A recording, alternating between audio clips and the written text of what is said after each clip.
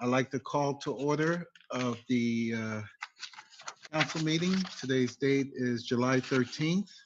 And if you can all join me in the pledge to the flag, please. I pledge allegiance to the flag of the United States United of States of America America, and to the republic Republic which for which it stands stands, one one nation, nation, under under God, God, indivisible, with liberty and justice for all. Okay, thank you very much. Madam City Clerk, may I have a roll call, please?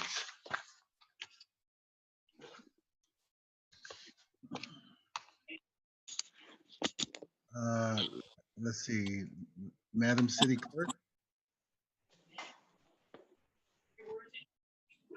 She is muted right now. See if I can unmute her.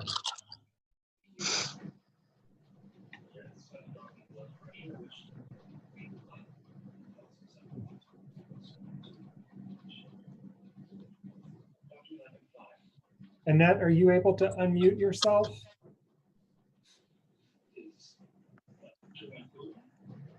There we go.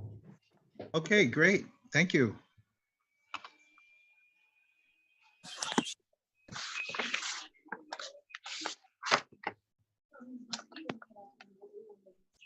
Can you hear us, Annette? Oh, she's Oh, muted he's again. muted again.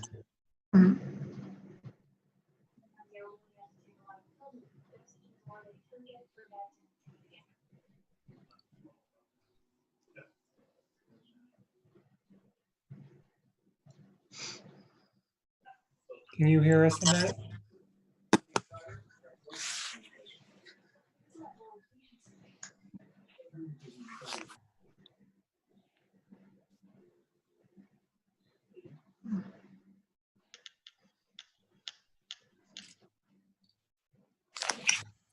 Let's just take the roll. Yeah, perhaps she may be having some technical difficulties. I'd like to defer to our city attorney. Would it be possible if you can call roll if city clerk? Yes, you can call roll. I can call roll. Yes. Okay, you want me to do it? Okay. Sure. So- The chair can call the roll for the. Okay, thank you. Thank you, Madam City Clerk. City Attorney. All right, Annette, I'll give you another opportunity. Can you unmute yourself? Are you able to call roll? Okay, hearing nothing, I'll call roll at this time. Councilmember Di Giovanni, Present. Councilmember Dr. Rod Dasmakbual, Present. Councilmember Ray Buenaventura, Present. Vice Mayor Jesselyn Manalo, Present. and Mayor Glenn Sylvester, myself as president. Okay, we do have everyone here this evening. Annette, can you hear us now? Are you able to talk? Okay, looks like she's still having some issues. All right, the first item on the agenda is presentations, and at this time we have an update on the city financial forecast with our consultant management partners, and I'll yield the floor over to them. Sean, good evening, everybody. Well, Shauna, Mr. did you want to keep it up at all, or? I'm gonna get straight to you, Mr. Toller. There it is. Well, good evening, everybody. I would have much preferred to have been with you in the same room together, again, as usual, but unfortunately, these are very unusual times that we're all living in. So I wanted to share with you tonight kind of an update on some work that we've been doing with your staff in terms of updating the financial forecast. You remember about a year ago, I met with you and shared with you a new forecasting tool that we provided to the city. The city has been able to use that, and with Todd and Tim have been able to do some update of that tool. We've been working with them over the last several months, though, to really understand what the impacts are to this COVID-19 pandemic that we're all dealing with. And so tonight I thought what I would do is spend my time with you, sharing with you what the impacts are for Daly City as we see them based on the experience that we have as a firm and working with several agencies throughout the county, throughout the state, and up and down the United States. So I'm going to do a quick share screen here and share a slide deck that we have that will kind of be the eye candy, if you will, as we as I go through this. So I'm assuming everybody can see the slide okay, at least a thumbs up or something, a yeah, nod. There we go. Good, great. So let me briefly go over kind of what we'll be discussing tonight. You know, the recessionary impacts that are going on right now from the pandemic that we are experiencing throughout the world and throughout the United States and clearly within the state of California is significant. And so we'll discuss what some of those impacts are. We'll bring you up to speed and update you. The last time that we actually met with you was in January as part of your strategic planning session. And at that meeting, staff actually shared with you an updated forecast at that time. And I'll help kind of orient you to what we were looking at then and now what we're looking at today, because there have been several changes that have been included within the fiscal, the financial forecast. We'll talk about, you know, what potential budget strategies might exist to address a fiscal gap that we see that's occurring in this forecast, and then provide some next steps that we believe you may want to take in resolving this gap. So firstly, let's just give you an update on Daly City's budget forecast. And I think as starting that, I just want to remind you and remind members of the public that may be watching tonight as well, you know, you have some really great positives as a community. You have a strong reserve balance. The city has done a great job in terms of being able to ensure that you have the reserves or the amount of money in the piggy bank that you have for your general fund, which is where you're providing most of your services that the community really expects, whether they be libraries, recreation, police, fire, et cetera. All those different types of services are provided in the general fund. And so you had, starting in fiscal 20, a reserve balance of over half of your annual operating expenditures. And just by virtue of, again, comparison, some cities are desperate to try to keep just barely 2 months or 17% of annual operating expenditures. So you've done a great job from that perspective. You have a diversified tax revenue stream. You've got about 40 plus 45% almost actually in property taxes, and then the rest are made up from the large sales tax base that you have with respect to your auto dealerships and your shopping centers, which are great when the economy is doing well, and unfortunately are an elastic revenue source that expands and constricts as does the economy. And then your former redevelopment agency, the state has finally approved the final recognized obligations payment schedule and has approved the repayment of the loan to the city's general fund. And that's going to be very helpful for you, of adding an additional $1.5 million that will be coming dedicated to the city to repay that loan obligation for the next several years. There are some challenges though, and I'm sure that you've heard of a couple of all of these actually. The first one is related to some changes that are occurring in with the state and how they are viewing the payment of educational revenue augmentation fund or ERAF funds. And that is having a potentially negative impact on the city's revenues that you get, or excess monies that are being held by the county that come back to you each year. And so there may be some issues with that. We'll talk about those here in a moment. Your transportation engineering funds, when I met with you last year, almost at this time in August, to share the forecast, one of the items that was indicated there is that your transportation engineering funds appeared to have an ongoing structural gap that had to get resolved. And so there's an ongoing general fund subsidy that needs to be incorporated in your operating budgets to make sure that those are whole, because those revenue sources are being depleted with the with the uh, uh, with the work that you're doing in terms of street improvements and your capital project management. This recession is having some pretty significant impact on revenues, and I'll talk about those here in a moment. And the city is going to have to address these impacts really by creating what we would call a fiscal sustainability plan that identifies measures that will help make sure that you maintain fiscal sustainability for the long term. And so let's talk about what some of these impacts are from this recession that we're currently in. And I think by way of reminder, it's important to look at a couple of different impacts. Firstly is, I mean, the work that has been done in California has been very helpful in terms of trying to keep people as healthy as possible.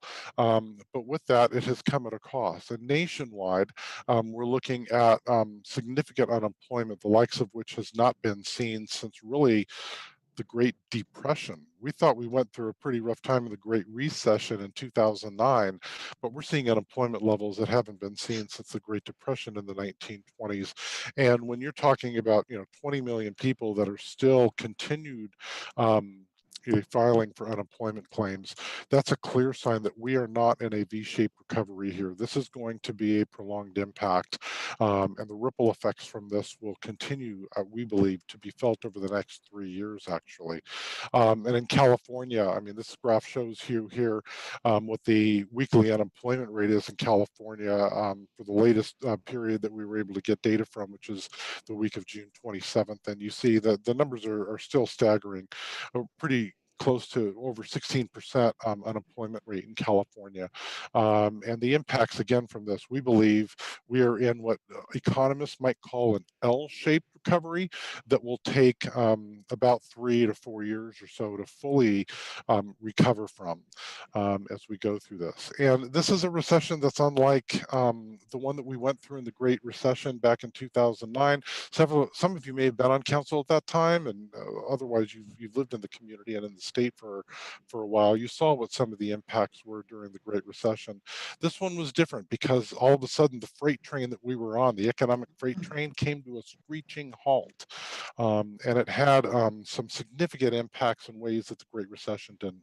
When the Great Recession occurred, we saw that was more because of the real estate market and what was going on in that area that had a ripple effect.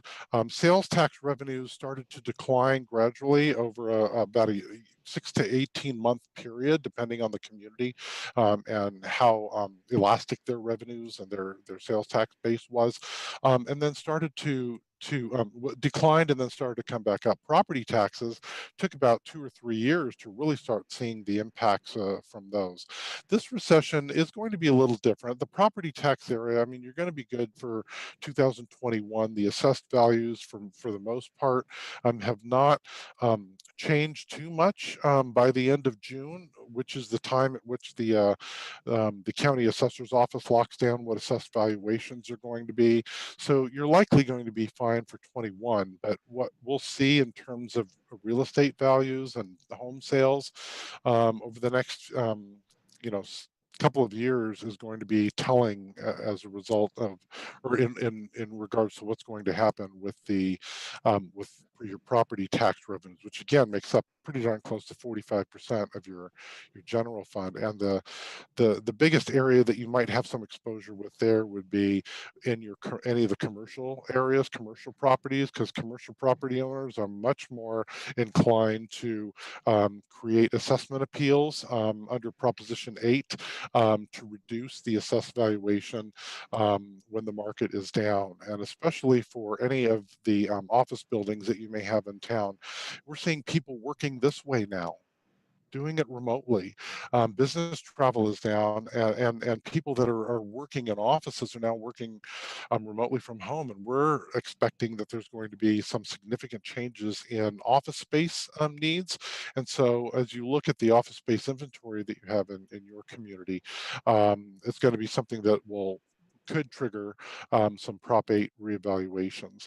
Real estate property transfer tax, again, those revenues are based on home sales primarily, and commercial properties, but residential turnover.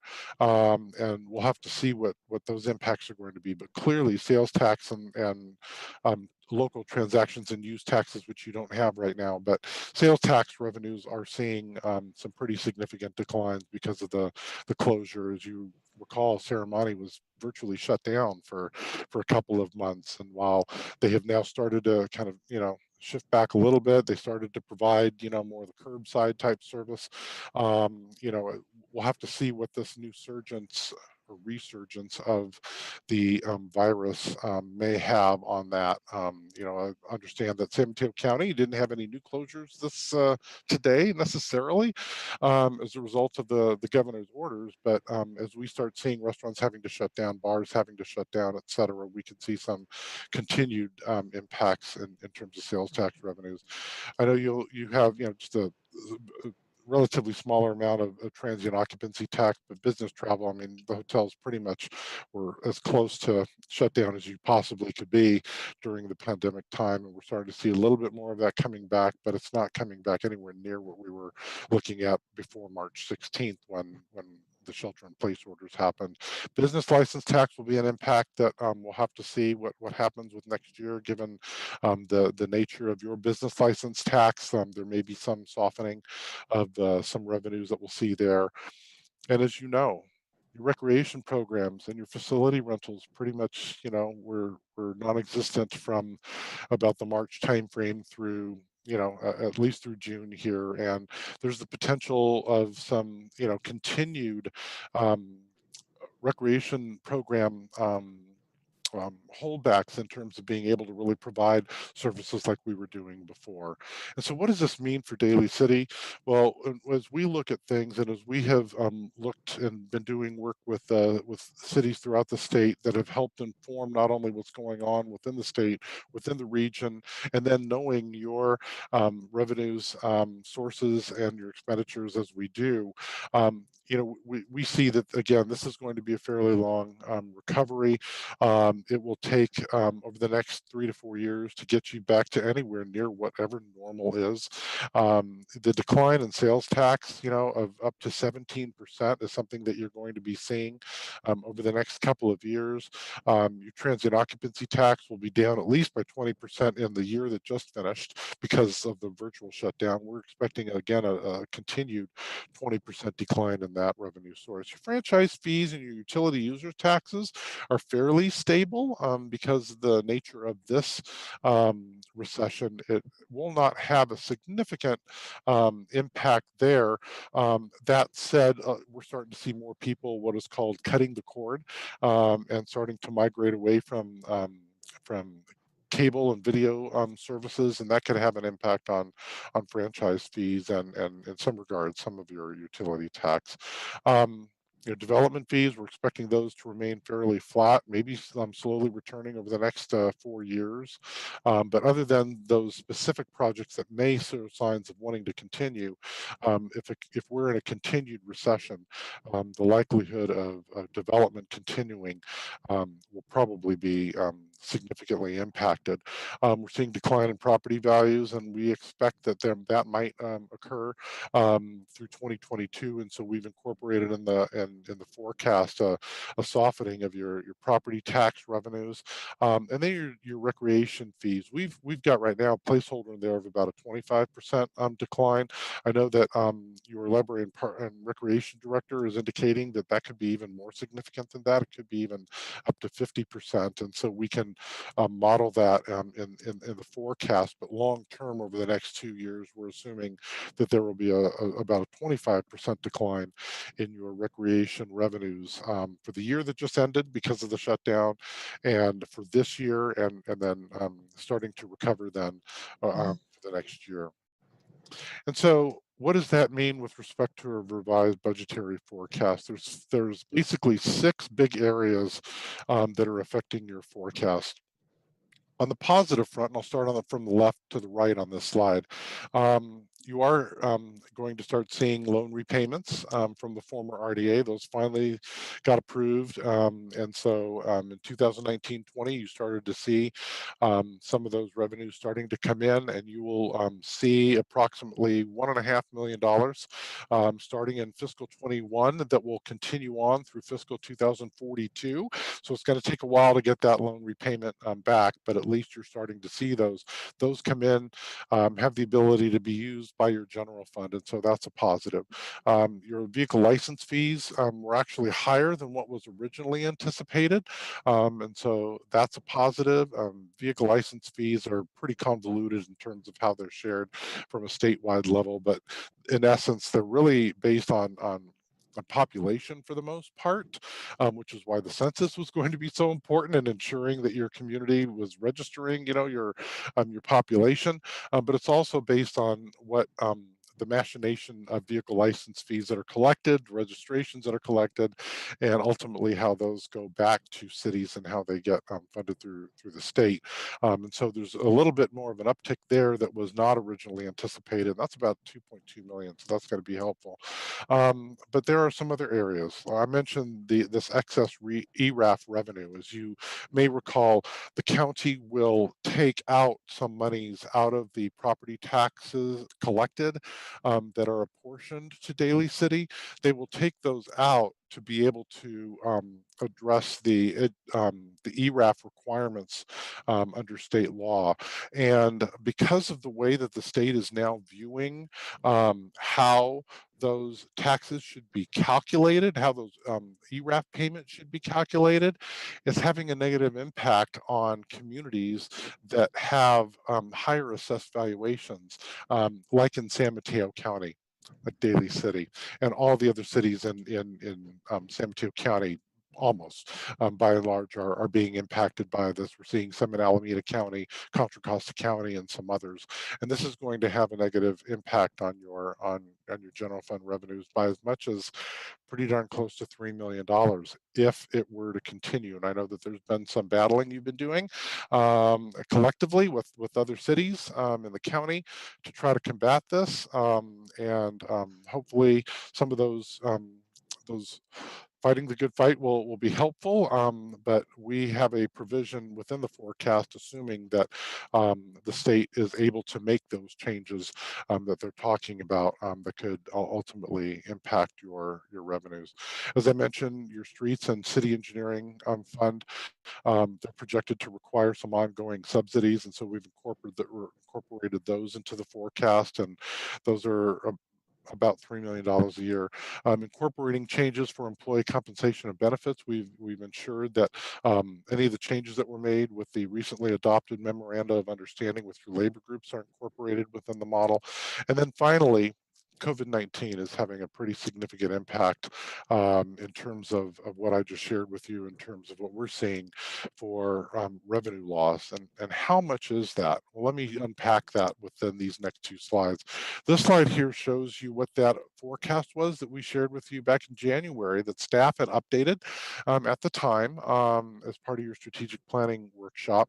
And there was a slight operating deficit that was expected, and it was going to be about $2 million that would be ultimately, manageable given the reserve levels that you had, and your reserves would have stayed above your preferred target of 25% of annual operating expenditures, which is incorporated in the fund balance policy that will be on your consent agenda later tonight. And those have been incorporated in these forecasts. Unfortunately, given some of those changes that we talked about, which were fairly significant, it's having a pretty dramatic impact on your annual imbalance between revenues and expenditures in the general fund. And so now there's two things that are going on here. Number one is those ongoing changes, like I mentioned, of the ERAF, of ensuring that you're keeping your streets and engineering funds funded properly. Some of those other changes are having an impact on this long term, and that's where your structural gap is now increased from 2 million up to about pretty darn close to $8 million if there were no actions taken to resolve them. Some of the spike that you're seeing here in 2021-22, let me just bring up a little bit more of a highlighter so you can see it better. In this period here, starting in 1920, running through about 23 and 24, these significant drops here are really as a result of the $16 million of revenue loss that we're expecting based on this recession being an L-shaped recovery and the declines that you're seeing in sales tax and so a slight decline that we believe will be a delayed decline in property taxes, et cetera. And so what does that mean with respect to reserves? It's, again, this is assuming that no corrective action is taken, is that it changes the dynamic significantly. Your reserve levels, which were anticipated to stay at pretty darn close to about 35 to 30 to $40 million,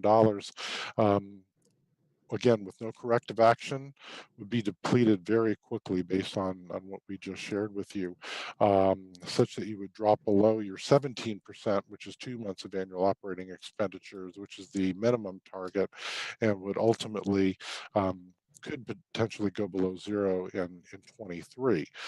It's a stark difference.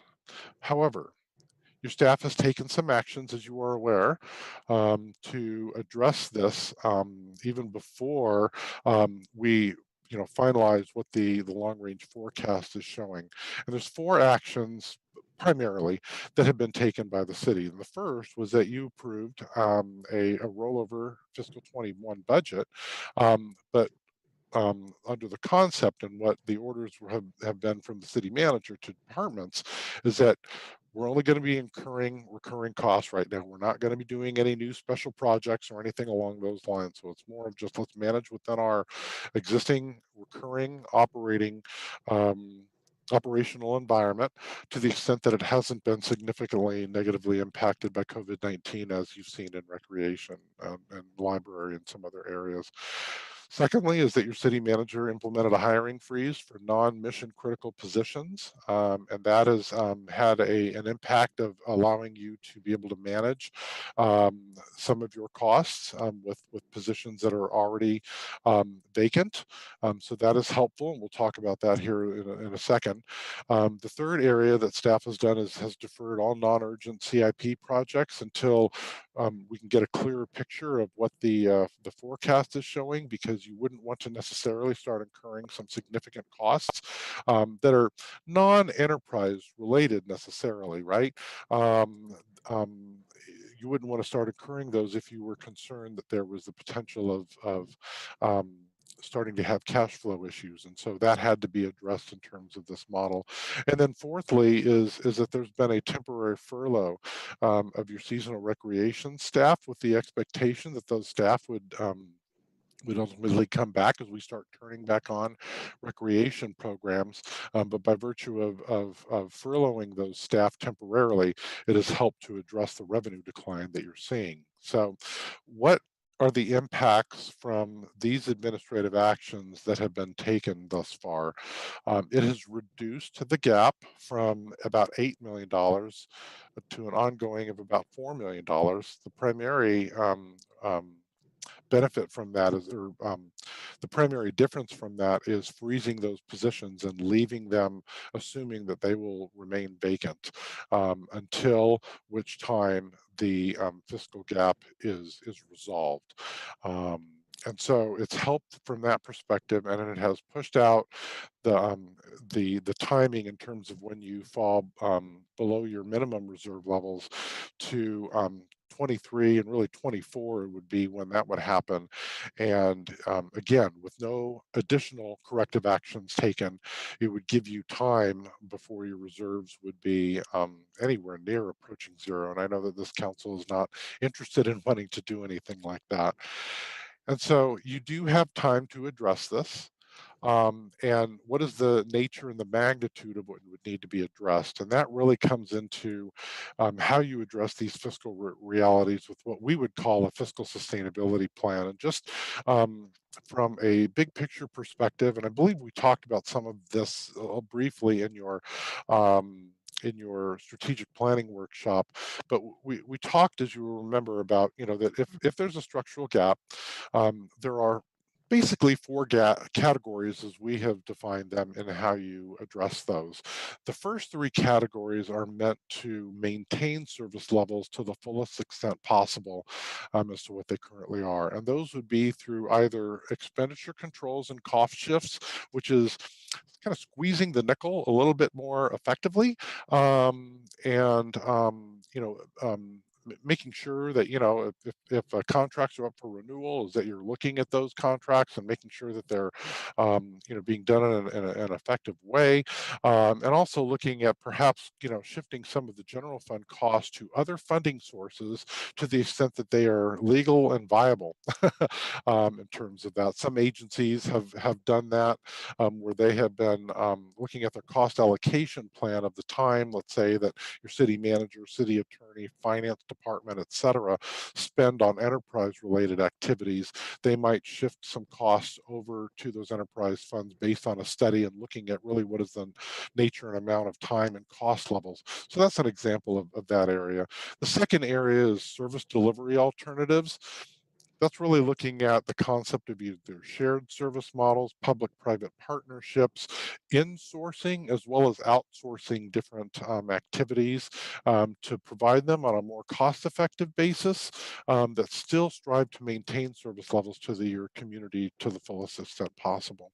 The third area is seeking, you know, some revenue enhancements, and those could be anything from, you know, taking a fresh look at your fees and charges that you're charging and ensuring that you're trying to shrink the gap between what those costs are and what the revenues are that you're collected, trying to increase the cost recovery levels, but could also mean expanding the base of your revenues, whether it's in your fees and charges or even your tax revenues. That's done by economic development and some other areas, or even increasing the price of each element, whether it's fees and charges, or some agencies look at doing, you know, some tax enhancements to provide some recovery for them. So those are the three areas that seek to maintain service levels to the fullest extent possible. And if the combination of those three areas are not sufficient to address um, um, the sustainability needs, then you would need to look at service level reductions, and those, you know, are dependent upon what is the amount of the gap that needs to be solved. And so this list here that's in front of you are some different short-term versus ongoing strategies that the city might wish to consider. These have not been vetted by us, you know, individually to determine any type of level of impact. That would be work that you would want to do as part of your fiscal sustainability plan.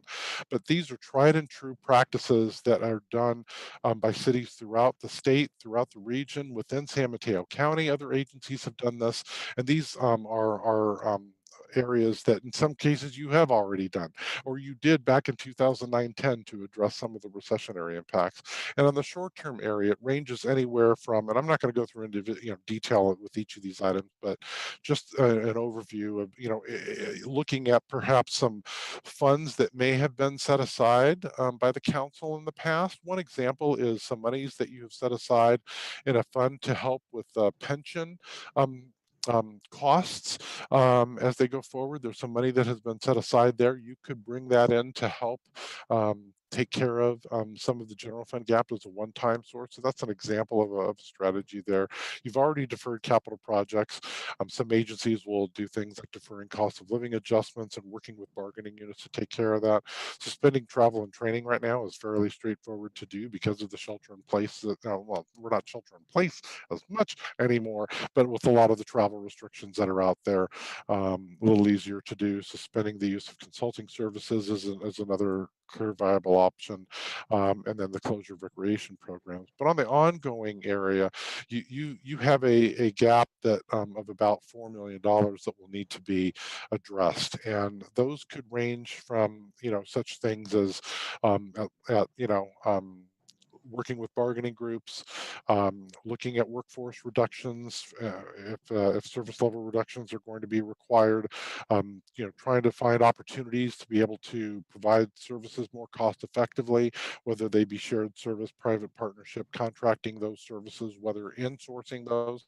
That means contracting services to provide some with some excess capacity that some of your staff may have to provide those services at a cost, or seeking other agencies to work with within that area. And then also, in the area of either increasing cost recovery of services or looking at potentially new revenue sources for local recovery and relief might be something that could be helpful. And when we look at the model and understanding there's that $4 million gap, the city is going to need to look at $4 million of strategies to be able to address the gap in the general fund, and that could be a combination of expenditure reductions or revenue enhancements along the lines that I've included on this slide, and I mentioned in the previous slide. So just a couple of samples of what that might look like is that if the city looked at having to reduce um, um, expenditures, let's say by 4 million, or just seek budget strategies that total $4 million, that would make sure that you were able to stay at pretty much at the 2 months of annual operating expenditures that you could see in this red line here. You would fall below your preferred reserve target of 3 months or 25%, but it would take you and keep you at or about that 2-month level. In this scenario here, which is again just another example by running your forecast model, is that if you utilize those pension reserves that you have that are about $4 million or so that you have set aside, you could infuse those into your general fund starting in this fiscal year here in 21, and that would allow you to glide slope this down by implementing $3.5 million of budget strategies by fiscal 23. So in both cases, you need not take action this year. You have reserves to be able to weather the storm. You have time to see how dramatic the impacts of this COVID-19 induced pandemic recession will be on the city and on your finances to make some changes. But it will be important for you to really start addressing those and identifying what are the different options that you want to address with that. And I want to just give you some context as well.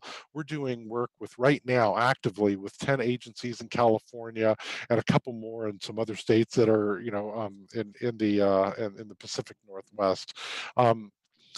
Your gap, as I mentioned on this previous slide, let me just bring that up. It's about 4% of your general fund operating expenditures. There are cities within your county, there are cities within the Bay Area that are looking at nearly 15 to 20% of either expenditure reductions or revenue enhancements that they're going to need um, in the next year, in the year that we're now currently in 21, to address their issues and remain solvent. And so you are in a better position than a lot of other cities are. And that said, there is still a challenge before you to be able to address those and maintain the appropriate level of reserves that are going to be required. And the other thing I want to mention in here is that thankfully, the state came around and said, you know what, all that $500 billion that we got, or however much money that we got from the CARES Act, we're going to start sharing those with local communities. You probably heard about this. The League of California Cities was really pushing cities. Your finance staff and your city manager went ahead and applied for those monies. I think those monies are going to be about neighborhood of about 1.35 million is what you will see. So those have been incorporated in in this forecast. We wanted to make sure that those were incorporated in there in terms of ongoing. So that's in there, and that's very helpful. So let me just sum up my presentation here and what we're seeing. There is a fiscal gap that will need to be addressed for the city.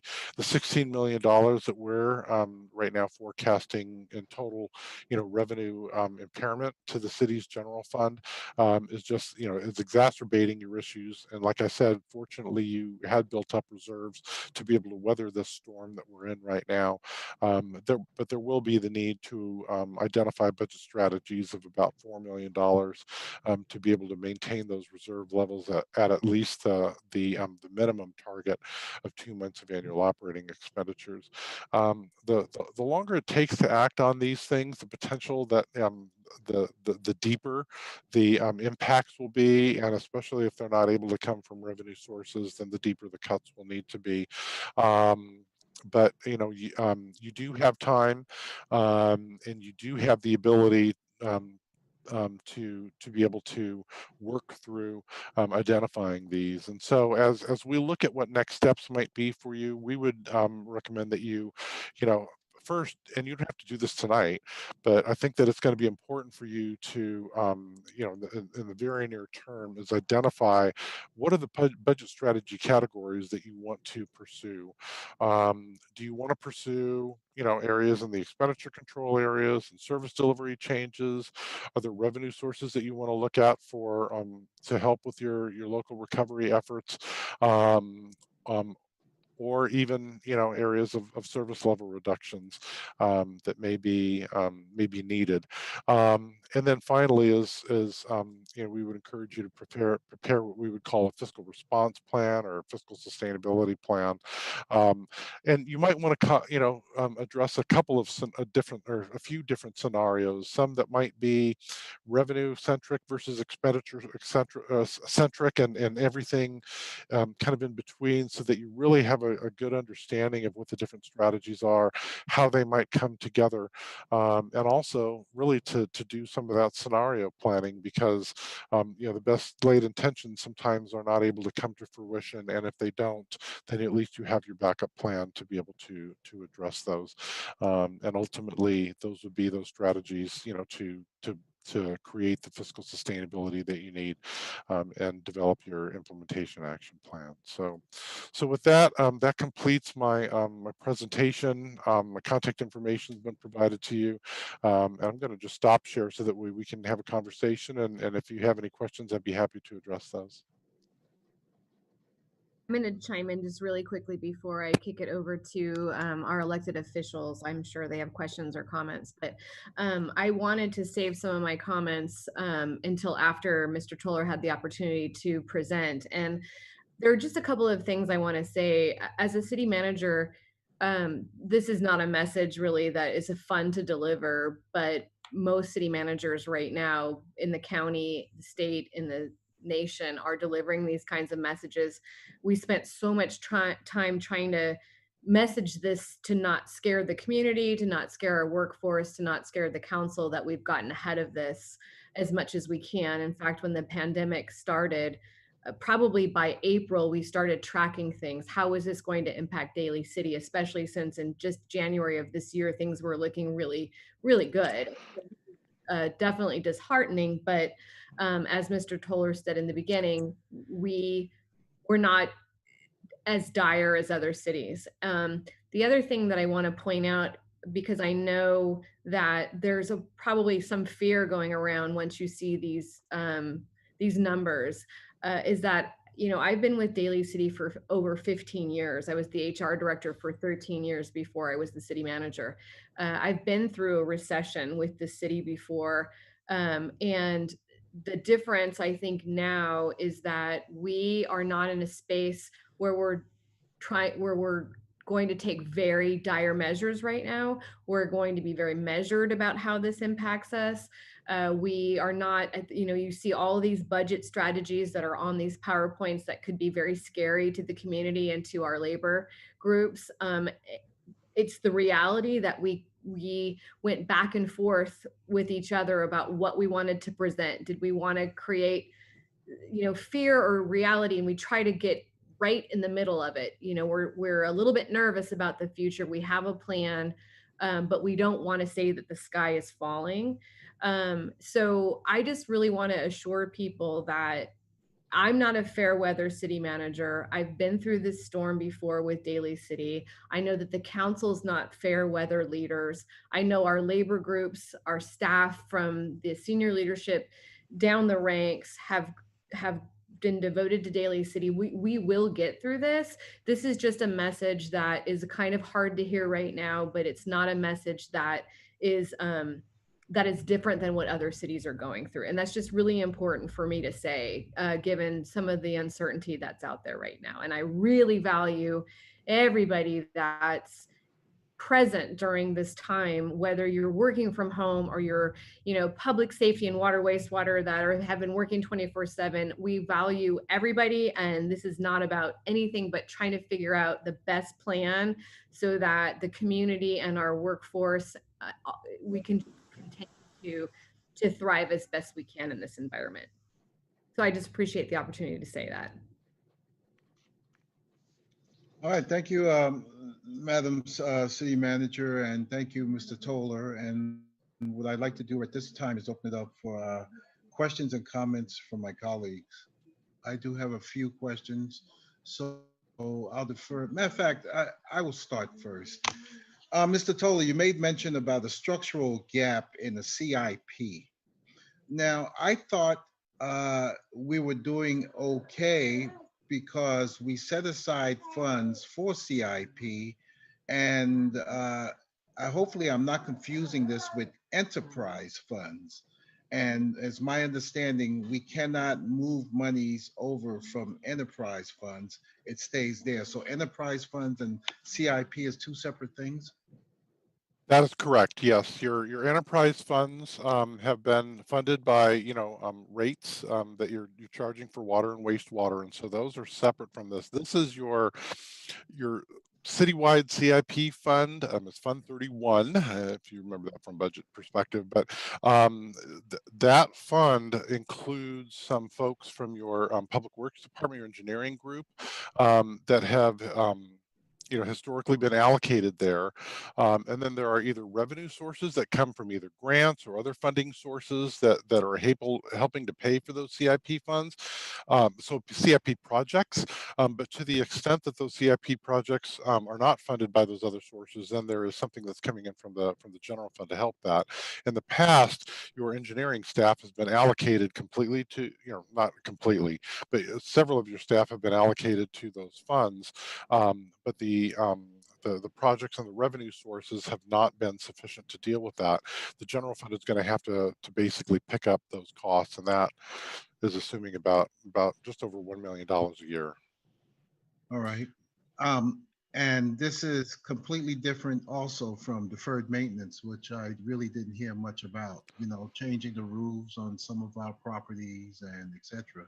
Where does those funds come from? Yeah, the forecast incorporates some funding for dealing with some of those deferred maintenance costs that you have. There were some set asides that were still in there, and that's in the baseline forecast. And so when you're looking at this renewed $4 million gap, that includes that there is some money that's being set aside to help with some of those deferred maintenance and also some of your equipment replacement projects. But it's not the full extent, like let's say replacing the library or something like that. It doesn't include that level of significance of funding. All right, thank you. A couple more questions. We've been through this before, and it always seems like it's doom and gloom. And I appreciate yours and the city manager's thoughts on not really wanting to scare us or the council or the community. So it's very much appreciated. I read an article today from the controller of San Mateo, and he states that there was a 6.7% increase in on the property rolls. You think that may help? That clearly would help. Yeah, we have. We were looking at that. I think that was the countywide perspective. Yes. Yeah. We have been using. San Mateo County is so awesome when it comes to this. They have an assessment roll tracker that you can track, each day real time what the assessment value is and what's happening in your community. And so I've been, working with staff on that and looking at that. And it looks like from the roll tracker, it looks like for Daly City, it's going to be anywhere from a 3.5 to 4.5% growth in assessed value.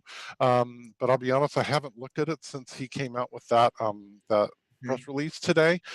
So we can look at that and revise that. But long range, the forecast assumes about a 4% growth in property taxes from a baseline perspective. Okay, yeah. Great. Thank you. Got it. And I just wanted to make a comment, one last comment on TOT. Now, did we take into consideration that we are moving forward with, even though the pandemic and now construction has reopened, but we are moving forward with the construction of hotels in our city? Right. So the way that the forecast currently approaches that is that unless there is shovel in the ground and it's expected to be completed within the next 2 or 3 years, it's not incorporated in the forecast. So, Okay, all right, all right, okay. and those are great examples, Mr. Mayor, of revenue opportunities that you've already been working on as a community. And so and especially to the extent that there's that hotel that's being contemplated of coming on board, that's not going to only help you from a property tax perspective, from a TOT perspective. That will soften the blow in terms of budget strategies that may be required, but until which time those projects are shovel in the ground and looking like they're starting to going to come up in the next couple of years, they have not been incorporated right now in the model. All right, so we're being very conservative. Thank We're you. being conservative, yes. All right, that's all I have at this time. I'll turn it over to my colleagues. Anyone have any questions? Mr. Mayor? Sure, Pam, go ahead. Okay, thank you, Mr. Mayor. First of all, thank you, Mr. Toller. Great presentation. Appreciate your help. And city manager and the staff, fantastic. Like you said, we are not as bad as some, but we have time, but we don't, the longer we wait, the worse it is. Would you mind going back to that ERAF that I know that is under consideration by our state? And so that people know that our state, what it's going to change things, and about decision timeline for us on the possibility that this could really change for us for not getting as much. Yeah, I can touch a little bit more of the big picture, and then I don't know if Shauna or maybe Todd or one of your staff want to add a little bit more color commentary to it. But the I thought we passed Prop 1A that was going to stop the state from playing games, right? Unfortunately, they are incented now to revisit what the rules are by which the Education Relief Augmentation Fund um, is setting aside revenues locally to fund education. And the issue there is that they're playing with those rules in such a way that will allow the state to take more of those funds from communities that have pretty high assessment values, right? And so what that means for Daly City is about every year you were receiving, I think it was about $4.5–5 million or so of excess refund, because the comptroller's office was being conservative and taking more money aside to make sure that the state was fully funded with respect to its ERAF requirements, right? And then after they did the calculation at the end of the year, again because they were conservative, they would then give that money back to each agency, and your agency was about $5 million. Well, it's looking like, based on their new rules, the expectation is that you could be down to about $2+ million. So it's about a $2.8 million swing, and that's what one of the problems are with that ERAF funding. And I don't know if Shauna or Todd want to add any more to that response. The only thing I wanted to add was that the decision was made recently that we would not have to retroactively pay the ERAF money back, which is great. What we'd like is to continue to get the ERAF money that we have been historically, because we really depended on that. But at least the good news is that we had no retroactivity payment. Thank you. And then also, I remember that we had one time, whenever economic opportunities, like even possible sales of our what city property that we have available at one time, assessing it or making decisions, would that be part of our recovery? Would that help, or would that be included to review that again? Or is this too early to even ask that, Mr. Toller? A couple of ways that I would are these are city properties, not former redevelopment Correct. properties, right? Yeah.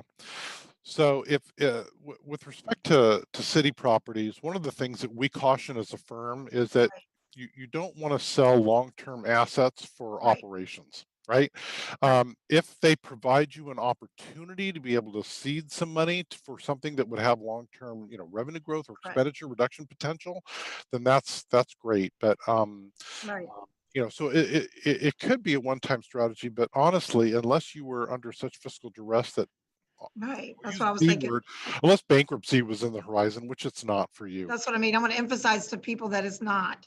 That Exactly. we're in this position, and I appreciate that, like you guys had found a balance, but we are not in dire like other cities, thankfully, and appreciate Yeah. your help. And the last one basically is, so are we gonna have to like set up a timeline so that we can start making decisions? We're gonna meet and with you and try to figure out what we can do, what would be the best pros and cons of each thing that you presented, and look at what we can do to weather this COVID crisis, which we don't even know when it's going to end at this point. Yeah. So the consequences of where you already did already has really provided a good picture for us, and some of the possibilities that we can do. And just real quick, that one, the timeline and the consideration of the pensions. Should we consider that, because that's a part of it? So I don't know, you're going to present us the pros and cons, I'm sure, at some point of certain things. Yeah, we can provide some support to you in identifying what, some of the viability of different strategies. And for example, Right. that pension fund, using some of that right now. And, that's one of the things that I didn't mention in this conversation, because the jury is still out on this. But with respect to the pension costs, as you know, Right. the, CalPERS closed its books on June 30th. We're waiting to hear what their investment returns were. In March, it was a negative 4%, and that had the potential of increasing your pension cost by 20%, which was significant. But the market did its roller coaster ride Right. towards the end of the year, got back up to pretty darn close to zero. May have actually shown a gain in this year. Doesn't look like it was going to hit the 7% that they were targeting. Actually, 7.25%, 7.125% Yeah, is correct. what they were targeting. So there may be some impact, and we have some conservatism built into the model right now, assuming that your pension costs may have an increase, but we'll need to see what that looks like. And so I just wanted to mention that, because the pension fund that you've set aside is supposed to help with those different times. Correct. If there's a time to use it, it's now. And so that's something that you could do by basically just, a council action at some point by resolution is approving a transfer from that fund into the general fund when the timing is right. Appreciate the guidance on our guiding our ship, because like you said, we're different from other cities, and you already know that you're very versed, which I like that, and what is different in our city versus other ones. And that's really is very helpful. And so that the people at home and our community can know that we are in taking actions. And with that, since you've come on board and been such a big help at our planning prior with the council and with our city manager, it really has helped. Even from that point, even though the COVID showed up, which was unexpected, you're still there for us, and you're helping us guide us through. And I totally appreciate it and look forward to the timeline, and so we can take care of our city and the people in it and our employees and the community as well with services. So thank you very much. And thank you, Mr. Mayor. Thank you, Councilmember DiGiovanni. All right, is there any other comments from Mr. Mayor, if I may. your Vice Mayor Manalo? Thank you so much. First and foremost, I want to say thank you, Shauna, for your leadership, and the team here with the finance department on Mr. Toller for your presentation. I know this was something along the horizon in really seeing where the landscape of our finances are, most especially during this really unprecedented times. And so seeing what the forecast is very important, and how you provided it around what strategies we may be able to provide in the future. For me, is if we, in your financial experience, if we were to look at, and I know no one has a crystal ball, 6 months from now, and just an assessment of things, could there potentially be a shift in strategy that you've provided today? Could there be a shift in the strategies? Yes, I mean, potentially if there was any movement around changes, or is this basically, you know what, this is the strategy we would look towards? This is just one of my first questions. Yeah, no, I understand. Sure. So, we haven't locked down on any one specific strategy. What the concept is that based on what the forecast is telling us now, the crystal ball, it's about a $4 million gap that will need to be addressed. Whatever selection of strategies you decide to use is going to have to come over the next, 2 weeks to to 2 years to address that. And I think that, to the extent, this is one of those things where what are the things that are within our control, and what are the things that we're going to need some help, either from the community or from other parties, with dealing with. And so there's no set of strategies necessarily that we're saying that you need to adopt right now, but I think it is going to be important to look inside those four buckets of which of those individual strategies may make the most sense for you. I know that you don't really want to try to reduce service levels in your community. The community is expecting them.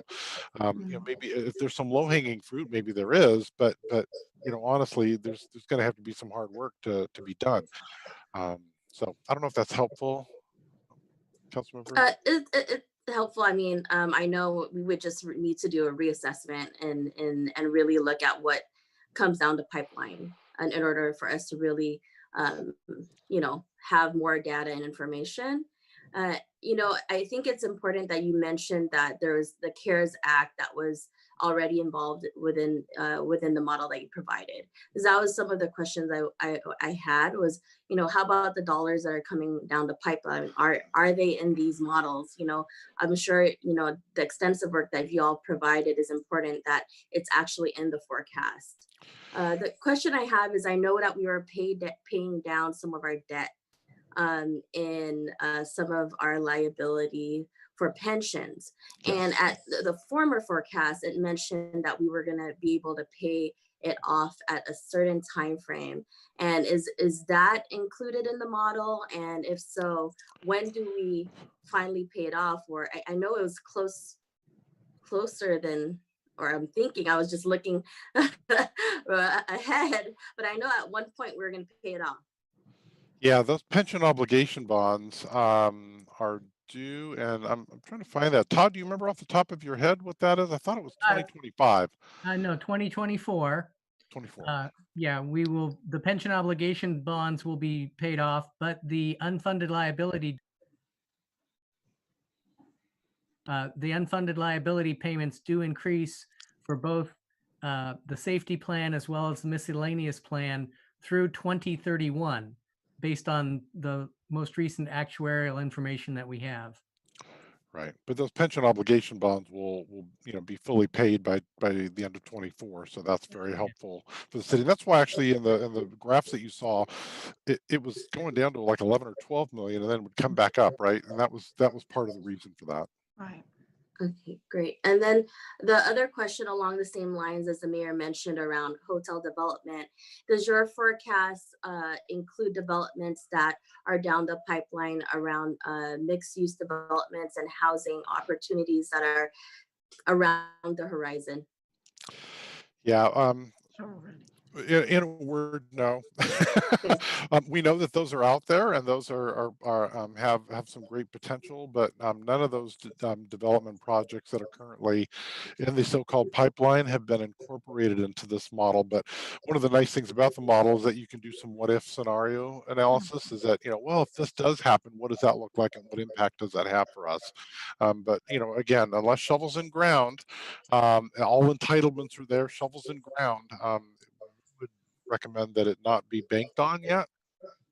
Okay, thank you. And then also, I know you talked about ERAF funding, and from the conversation earlier, it sounds like it would be cut in half around the potential amount that we would receive.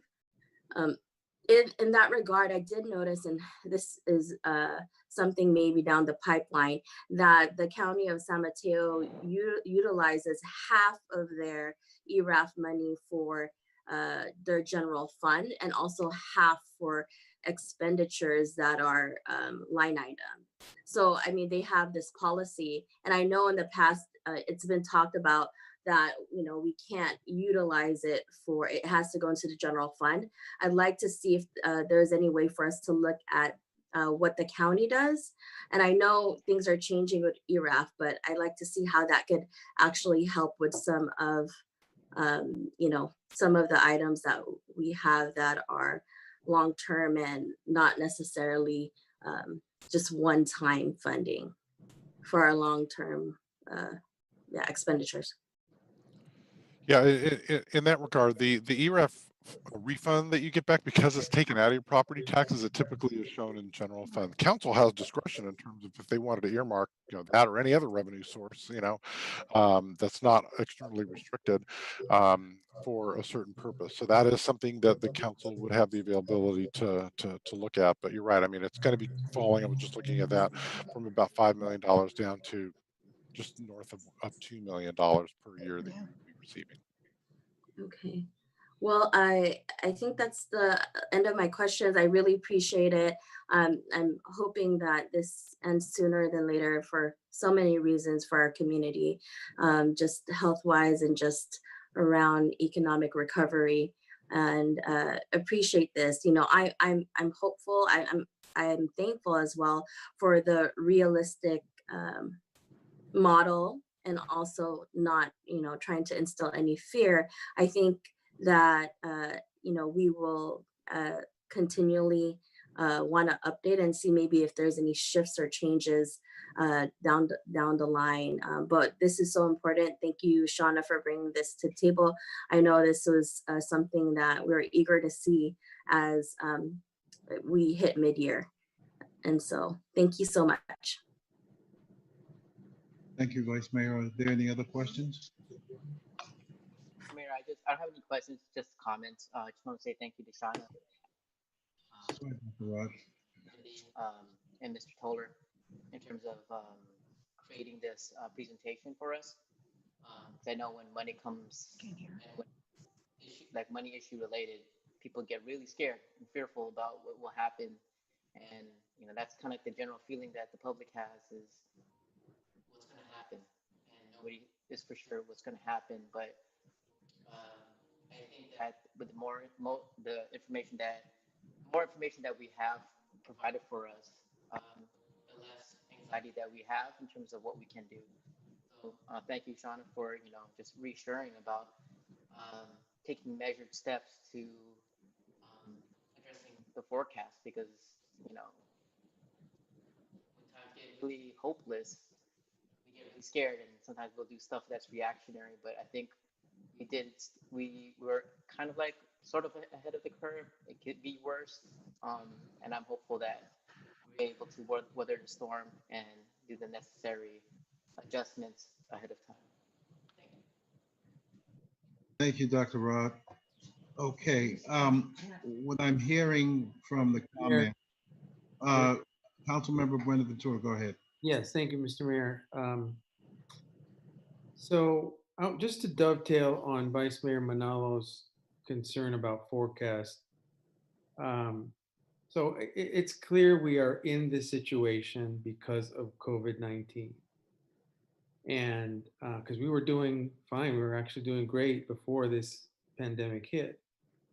So I'm wondering, Mr. Toller, in your forecasts, what kind of assumptions did you make? And what I'm speaking of is, let's say that there is a vaccine that is developed, I don't know, at the end of the year, God willing. Will that, do you think, change the forecast, or is what you have identified based on already the damage that has been done already because of the COVID situation? So is what your predictions are based on purely what damage has been done and what we need to do to fix the damage? And then will our situation change? Can we undo the damage? I guess what I'm saying, if a vaccine comes about and changes the whole world. So that's my question. Me unmute. Sorry about that. Yeah, let me go back to sharing this one slide because I think it's helpful to understand that. I think that with respect to the vaccine, and I pray that you're right. I pray that you're right, that we get this vaccine quickly, so we can get back to some level of normalcy. It will help make these bars less deep. It will help with restoring the revenues loss that we're experiencing, that we expect to see through 2024, and that will be very helpful. This right here, this gap of $4 million is ongoing, and really you see none of the impacts from COVID-19 out here.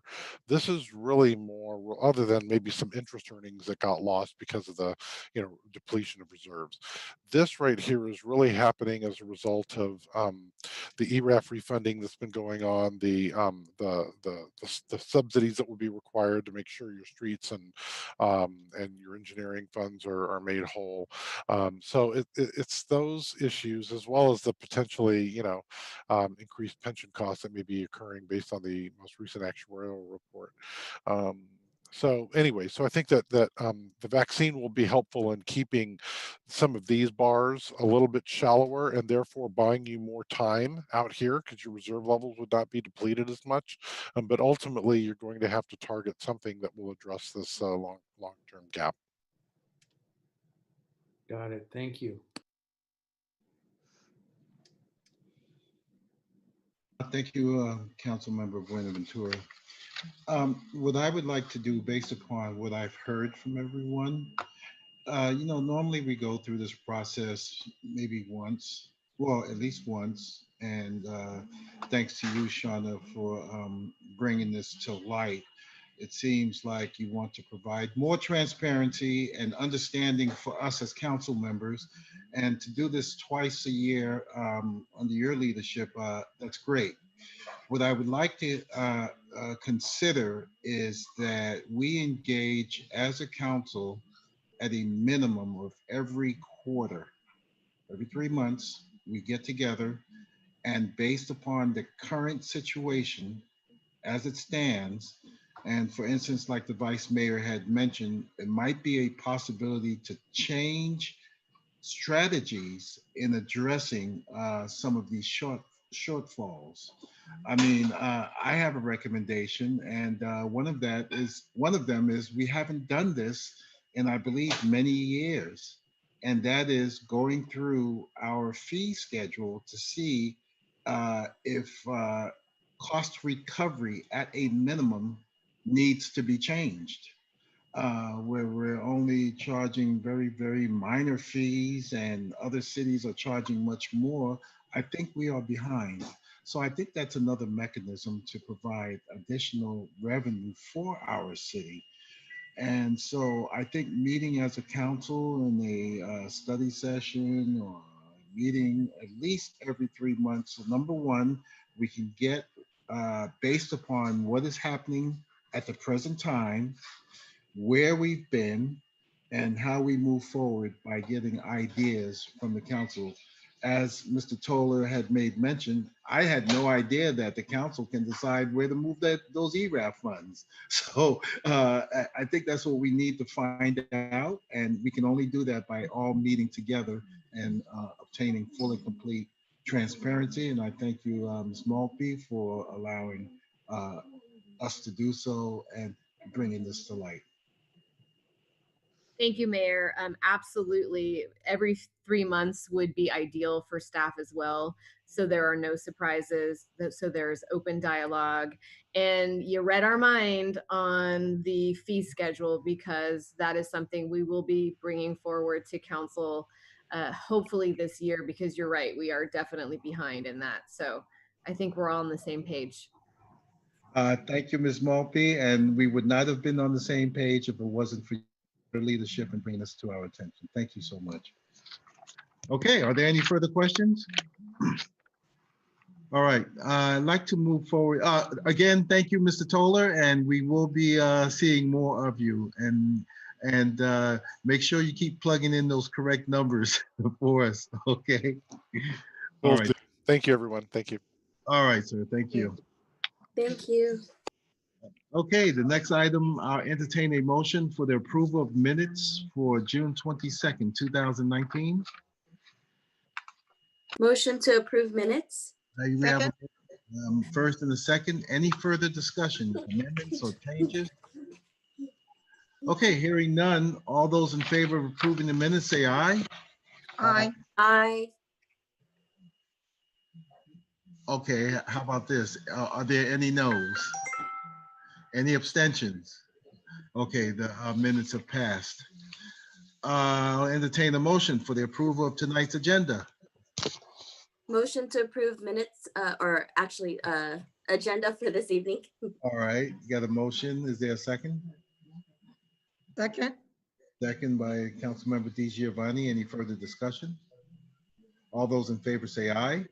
Aye. Aye. Okay, the next item is the consent agenda, and I received a comment on one item, item number 3. So I'd like to pull that item off of the consent agenda approval. Other than that, first I'll defer to Stephen. Do we have any other public comments on any of the other agenda items, 1, 2, 4, 5, 6, or 7? Let me check real quick here. Okay, while you're checking, to my council member colleagues, is there any item besides item number 3 you would like to pull while Stephen's checking? Mr. Mayor, Yes, I'd like to pull just item number 4, please. number 4. Okay, Thank you. all right. Okay, Stephen. Let me go through one. No, none of the general comments refer to specific agenda items. Okay, thank you very much. So I'll entertain a motion to. Oh, Mr. Mayor, I'd like Yeah. to pull item number 5. Thank you very much. Number 5. Okay. Okay, I'll entertain a motion to approve the agenda with the exception of items number 3, 4, and 5. Anyone Motion want? to approve the consent agenda minus items 3, 4, and 5. Okay, we have a first. Is there a second? Okay, I did hear a second. All those in favor say aye. Aye. Aye. Aye. Any noes? Any abstentions? Okay, the consent agenda has been approved, and we'll start off with item number 3.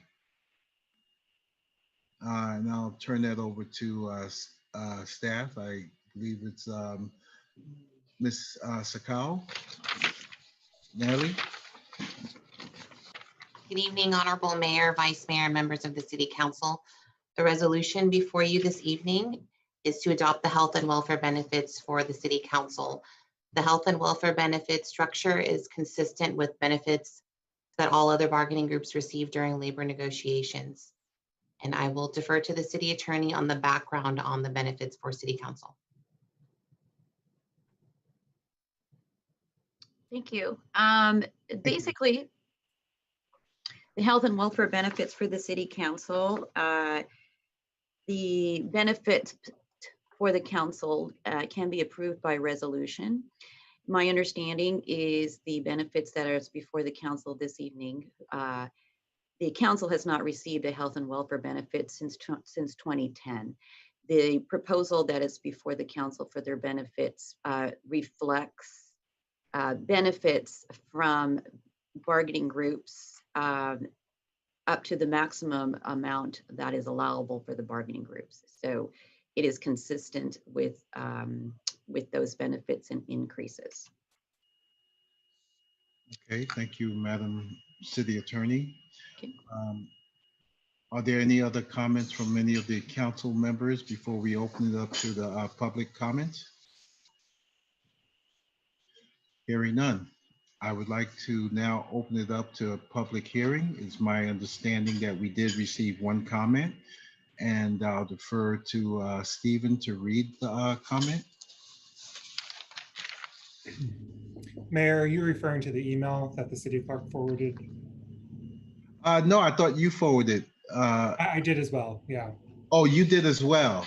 Okay, well, our normal protocol is comments should have been provided upon the link that's been provided to the community. Yes. Oh, And go for ahead. our virtual meeting page, there are no comments on this agenda item number 3. We have other comments, but there's none specific to this one on our virtual meeting page. I see. Okay. So as we proceed, we're going to review comments based upon those that have been received specifically through the virtual meeting page that has been put out to the community. Yes. Okay, thank you. Other Mr. Mayor? comments that we receive in advance to the city clerk are just forwarded to council for review. You can read them in advance. Okay, thank you. Councilmember Di Giovanni, did you?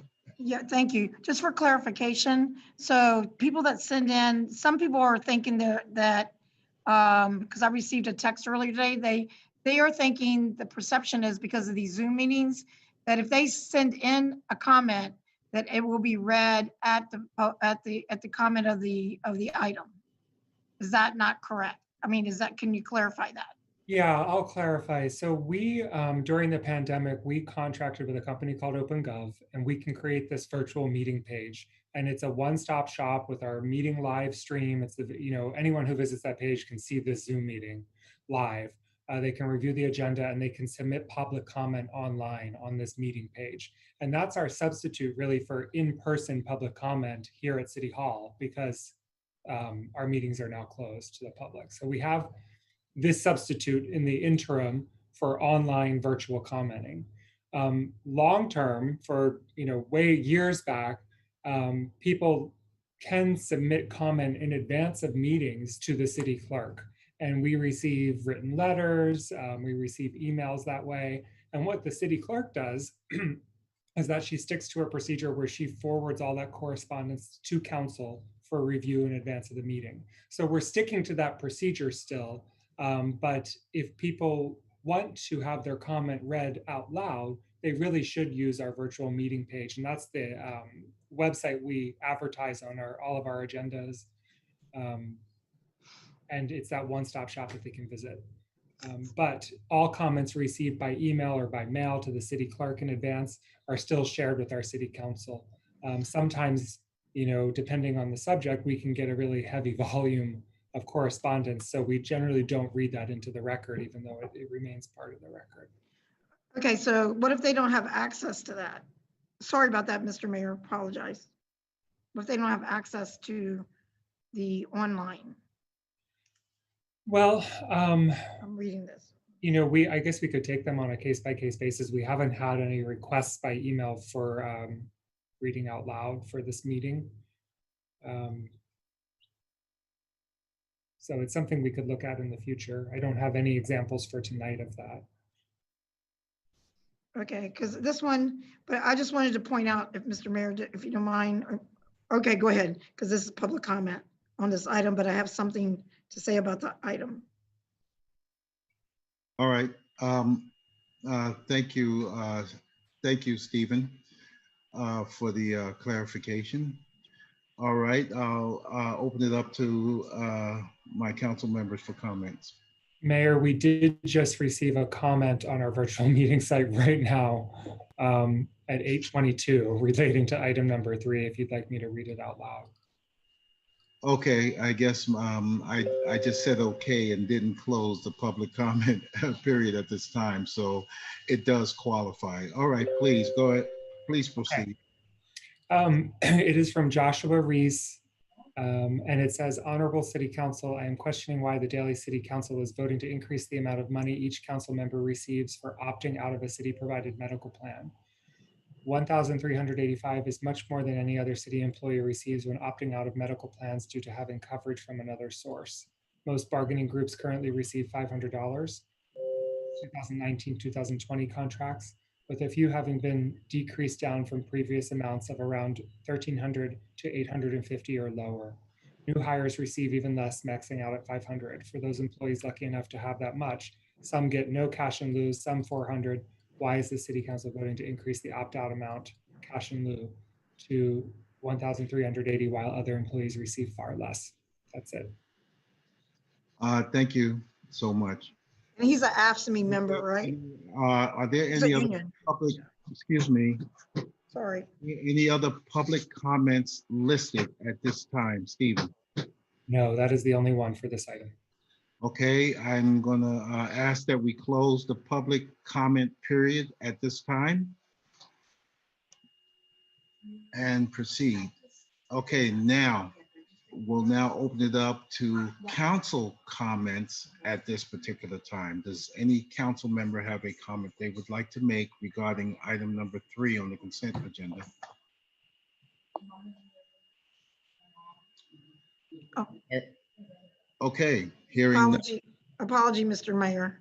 I just want to make sure that it's very clear that Mr. Zimmerman, from the text that I got earlier today, that to clarify again, if you don't mind, that it is reflective of the bargaining groups, because I don't think that that you made it very clear. So hopefully that other people out there understand that we're not doing anything outside of what the amount is.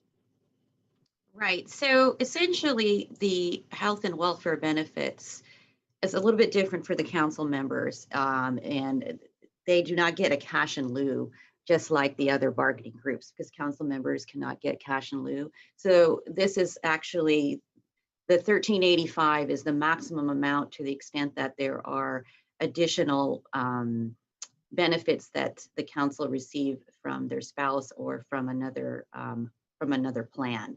So this is an equivalent of a deferred compensation retirement and welfare benefit, which is the maximum amount that the council can receive based on the maximum amount that several of the bargaining groups in the city already received.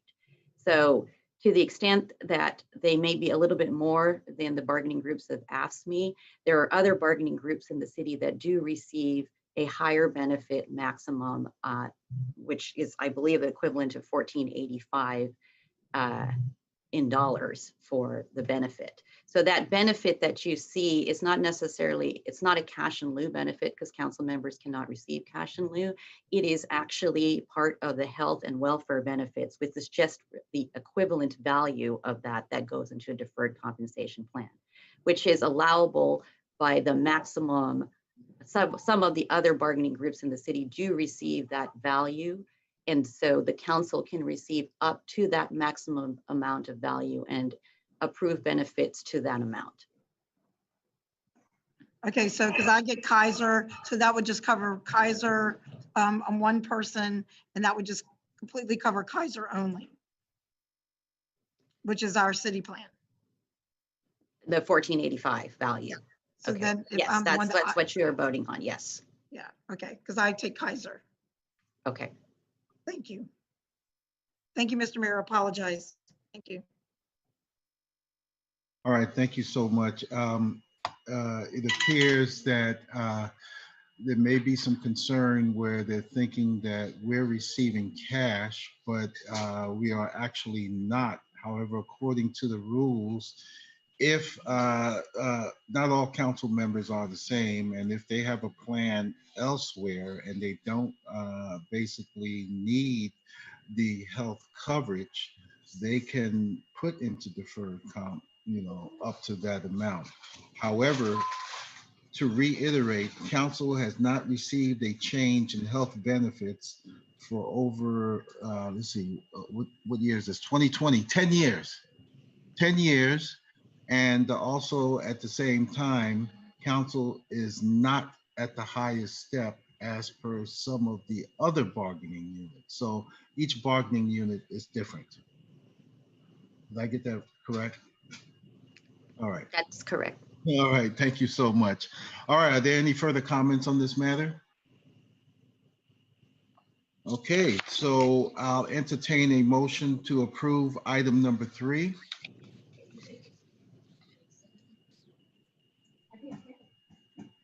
I'll make that motion to approve item number 3. Is there a second? Second. Second. Any further discussion? Looks like this is a consent item, so I'll just, we won't call roll call. All those in favor say aye. Aye. Any opposed? Aye. Any opposed? Any abstentions? Okay, item number 3 is passed.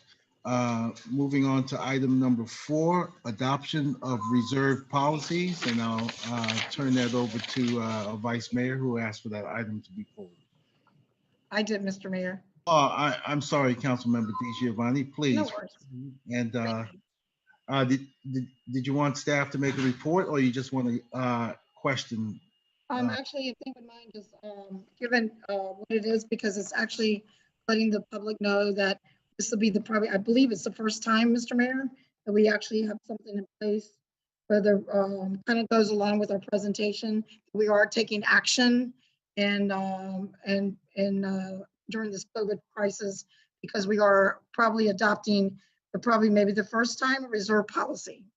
So if staff would give a report, that would be grateful for transparency for the public and the understanding that we are taking action. Yes, certainly. Good evening, Honorable Mayor, Vice Mayor, council members, and Madam City Manager. The city did have a $12 million reserve that had existed for a number of years as the reserve policy or the reserve amount in the general fund. That amount was not ever vetted with council or in Right. very open dialogue.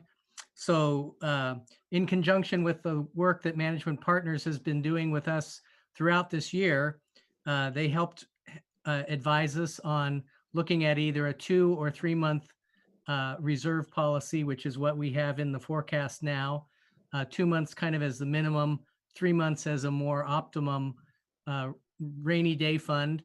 At the time we started these discussions, the need for a rainy day fund was certainly not as imminent as it is today. But over time, we want to continue to have, very robust dialogue with city council and city staff to always make sure that we have the best financial management policies. So that's where we are with this reserve policy presentation. And Mr. High, you did an excellent job and working with Management Partners. I just want to say it's a great, we were really lucky to have you during this time.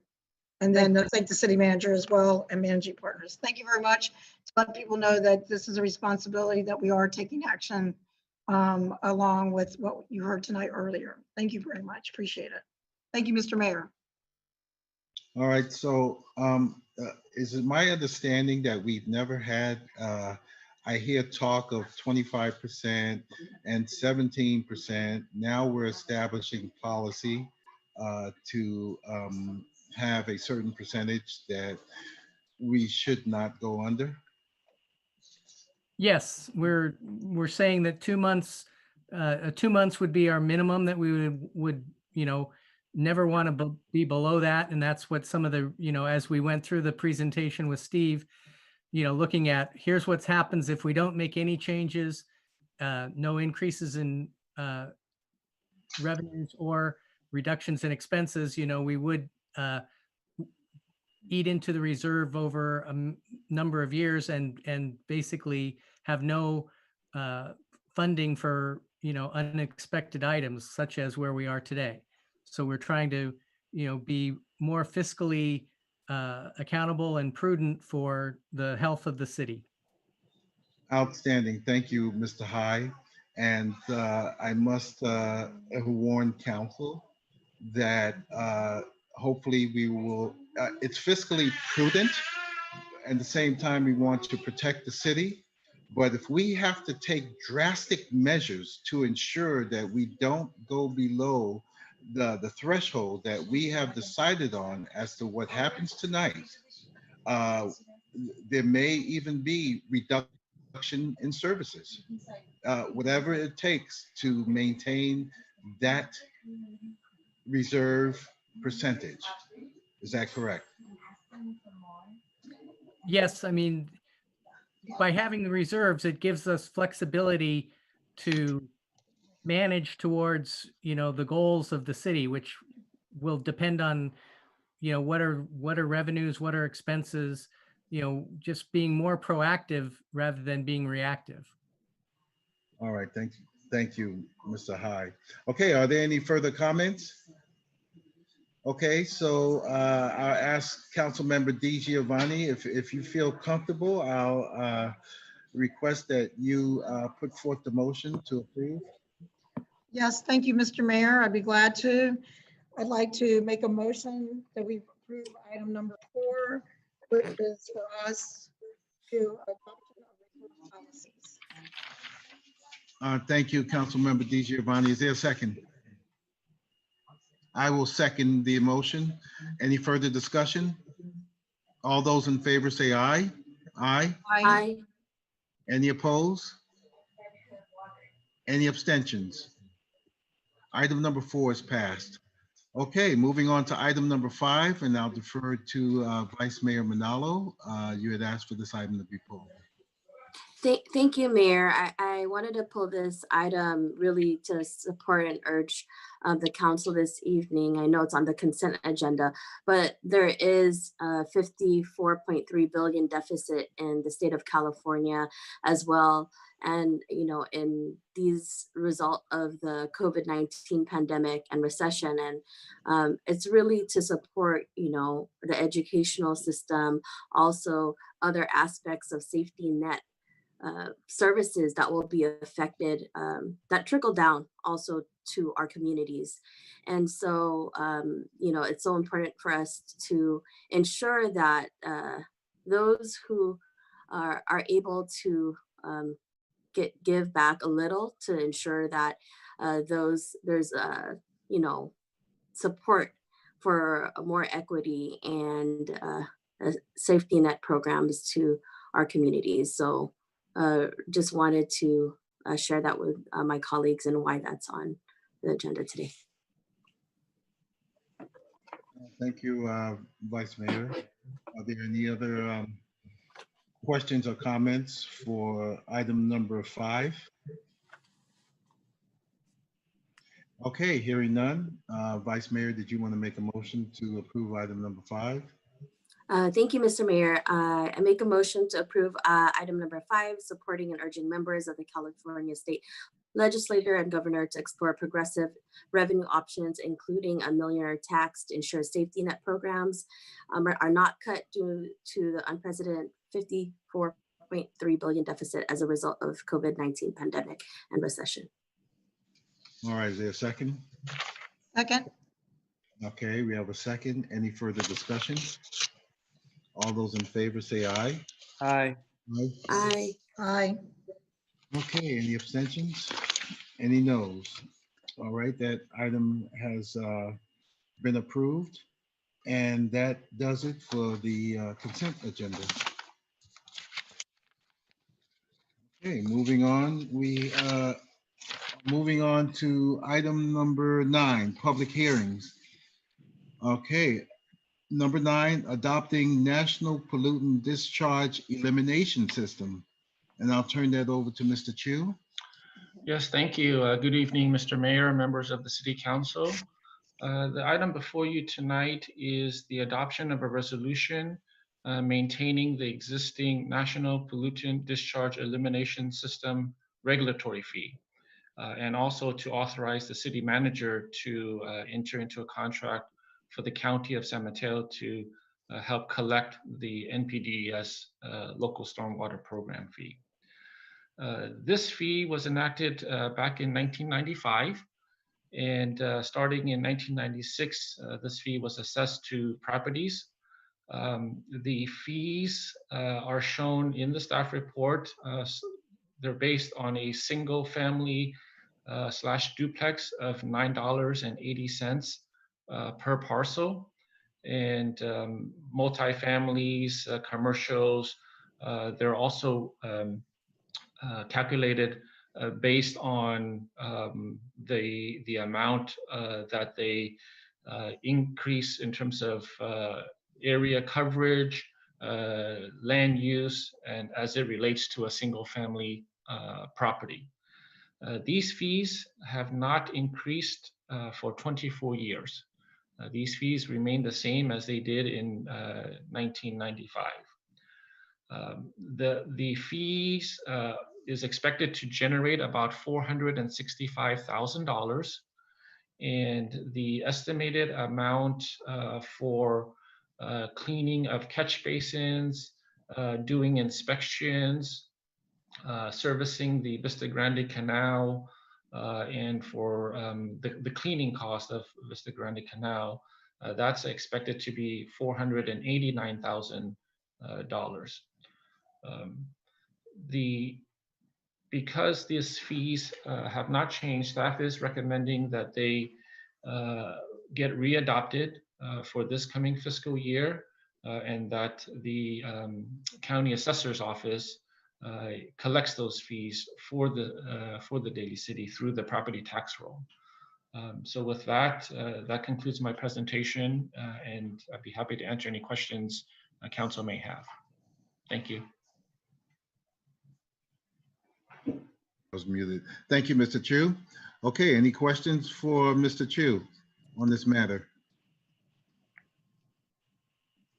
I have one for you, Mr. Chu.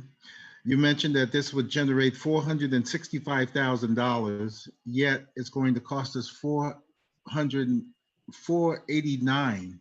So that's a deficit of was it 24,000? So is it my thought you didn't want to do it all at once and want to do a gradual increase, or why aren't we at least trying to break even here? Yeah, thank you for the question, Mr. Mayor. Right now, the proposal is that for this coming fiscal year, we would be short about $24,000. And then the next year, we would be short about $33,000. We are not recovering full cost at this moment. The process to increase the fee is something that's being worked on because of the recent approval of SB 231. That's something that's being worked on in terms of being able to increase those fees through a protest hearing, Prop 218. I think you've also been aware that there's been a requirement to do more green infrastructure type projects, and so that will also increase costs. But considering the current situation that we're in and kind of looking into SB 231, we felt that right now isn't a good time to do the increase, something we would definitely consider in terms of needing to do the increase at some point in the future. The difference right now is being proposed to be made up with the streets fund, streets and transportation fund.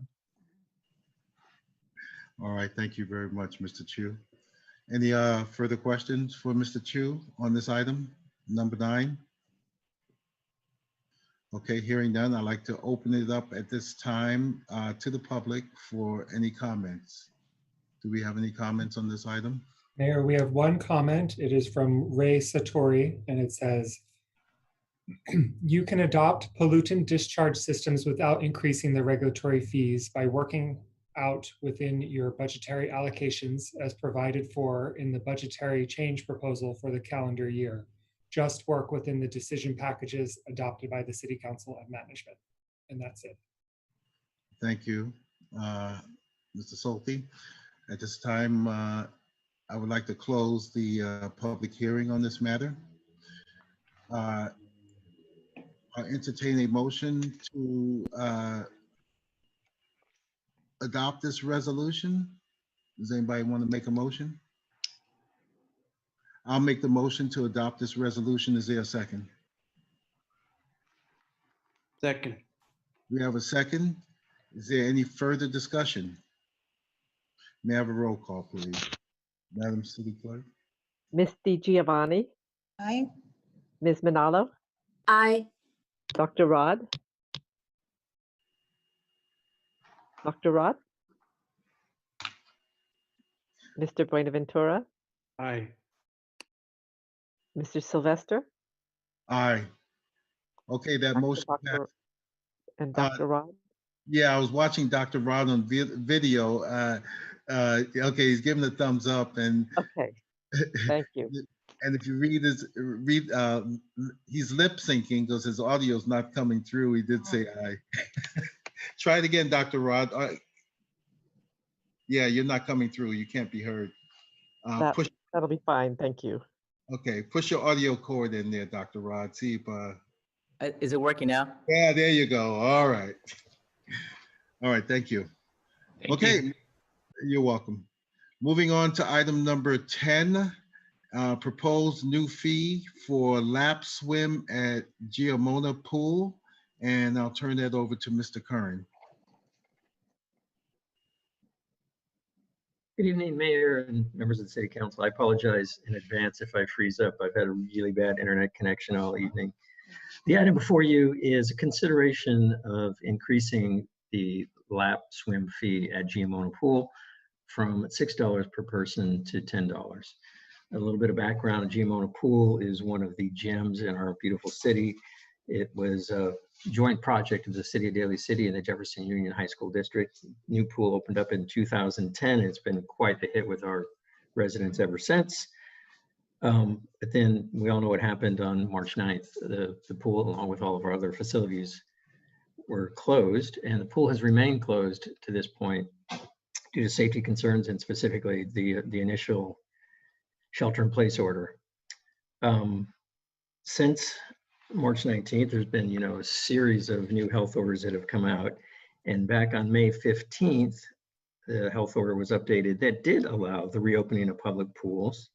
And the order specifically said that pools may be opened, but only if they are actively monitored and managed to ensure the facility is either A, only used by members of the same household, or two, used in a manner that ensures that all social distancing, face covering, and all other requirements, including the prohibition against gathering and shared equipment. So that came out in mid-May. And at that point, most cities were scratching their head wondering how to safely open a pool. And in fact, since then, several of our neighboring cities have decided to keep their public pools closed for the remainder of the summer. And in fact, some have even closed them for the remainder of the year. Those cities with closed pools include Belmont, Brisbane, San Bruno, and then the Coralmont pool with City of San Carlos, and also the City of San Mateo. Some of the other pools have opened up, including today. City of South San Francisco opened their pool for lap swim. The City of Burlingame did a while ago. City of Pacifica opened their pool 1 week ago today, and Redwood City. So you can see the cities in San Mateo County are kind of split on having pools open and having them closed. So when we looked at what it would take to maintain social distancing in our pool, one of the first things we realized we wouldn't be able to fill the pool with paying customers. So to keep the fee at $6, and if we filled 9 lanes, would require a significant subsidy from the City of Daly City. Basically, the city subsidizing a very small portion of our population that would be able to enjoy the pool.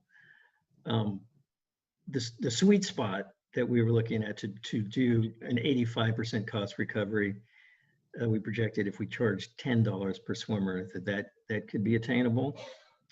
And I will tell you that that's a relatively high fee going from $6 to $10. That is exactly what Pacifica has done.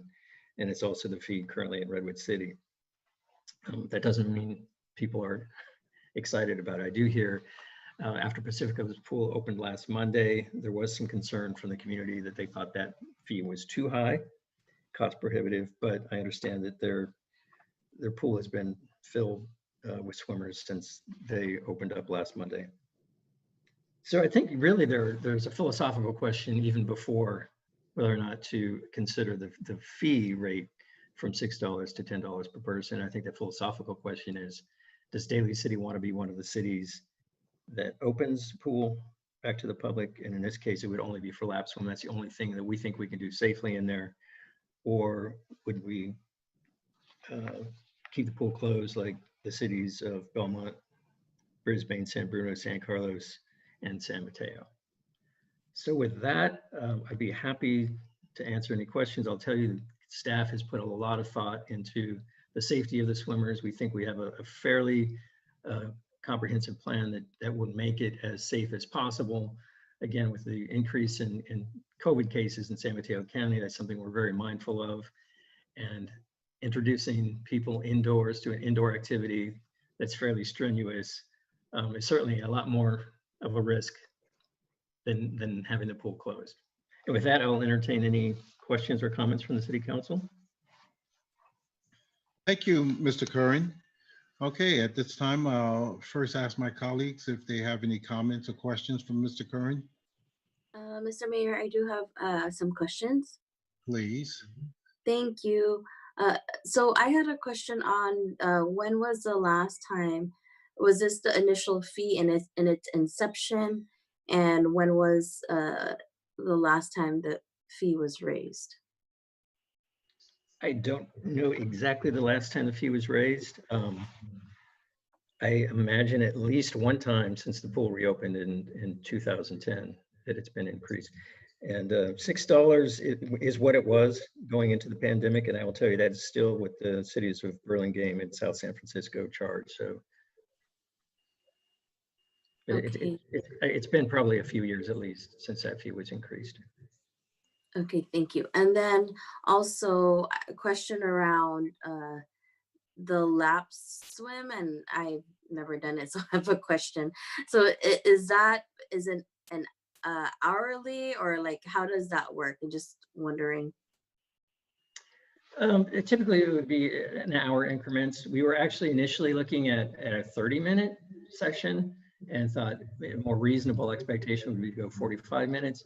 Our staff observed swimmers at Oceana's pool last week and timed them, and the swimmers were paying the $10 fee, and they were averaging between 22 minutes up to about 40 minutes. So there weren't swimmers doing lap swim for an entire hour. That would be somebody who's very physically fit. Okay, so you're saying it's for 30 minutes. That was our initial thought, but we think that we could go as high as 45 minutes, and then we empty the pool out, do 15 minutes of sanitizing, and then bring another group in. So it would all be by reservation only. You would make a reservation online, you would be assigned a lane number, and you would show up at your appointed time, come in one way, set your stuff outside the pool, and then get your lap swim in, and then when you leave, you go out to the opposite side of the building to minimize any kind of contact you might have with other swimmers. Thank you. Do we know what the studies have been around just having a facility like the lap pool and around, just the safety of it? And what I know the staff has worked on ensuring there are precautions. Just wondering if there was any research that was done in regards to the health safety and what has been stated from Yeah, research. certainly something we've engaged in with cities across California. We're all sitting in the same position trying to figure this out. None of us are epidemiologists. We're certainly depending on professionals to give us guidance in that regard. The studies show that the virus doesn't survive in the chlorine, but it's a very vigorous workout. When you're swimming, you're breathing heavy, it's an aerobic workout, and you're exhaling into the air in an enclosed space. And swimmers, even if they don't share a lane, will be passing each other and likely could come within 6 feet. So there's no guarantee that it's safe. We took all the reasonable cautions that other cities have done, limiting, trying to keep swimmers as far apart, both in the locker rooms and in the pool itself. But I can't guarantee that it would be a safe activity by any means. It would certainly be one of those people would do knowing that there's an inherent risk at anything we do in a group setting indoors right now, especially right now. And Stephen can probably back me up. I think San Mateo County just had its highest single day number of cases of positive COVID on Friday at about 110 or so. So the numbers are kind of going in the wrong direction. That the timing for this is probably not ideal. Okay. Thank you very much. Thank you, Vice Mayor. Are there any other questions? Mr. Mayor, Sure. if I may. Councilman Giovanni, go ahead. Thank you. And thank you, Mr. Kern, for the presentation. Yeah, given the fact that the recent spike and then now it seems like as the governor says, we have a dimmer switch. And we are included in the San Mateo County dimmer switch and part of it in the dining. And if it was estimated that on the, what staff has to be there during the pool time? How many? So we would absolutely have to have a mandated lifeguard on the deck. Right.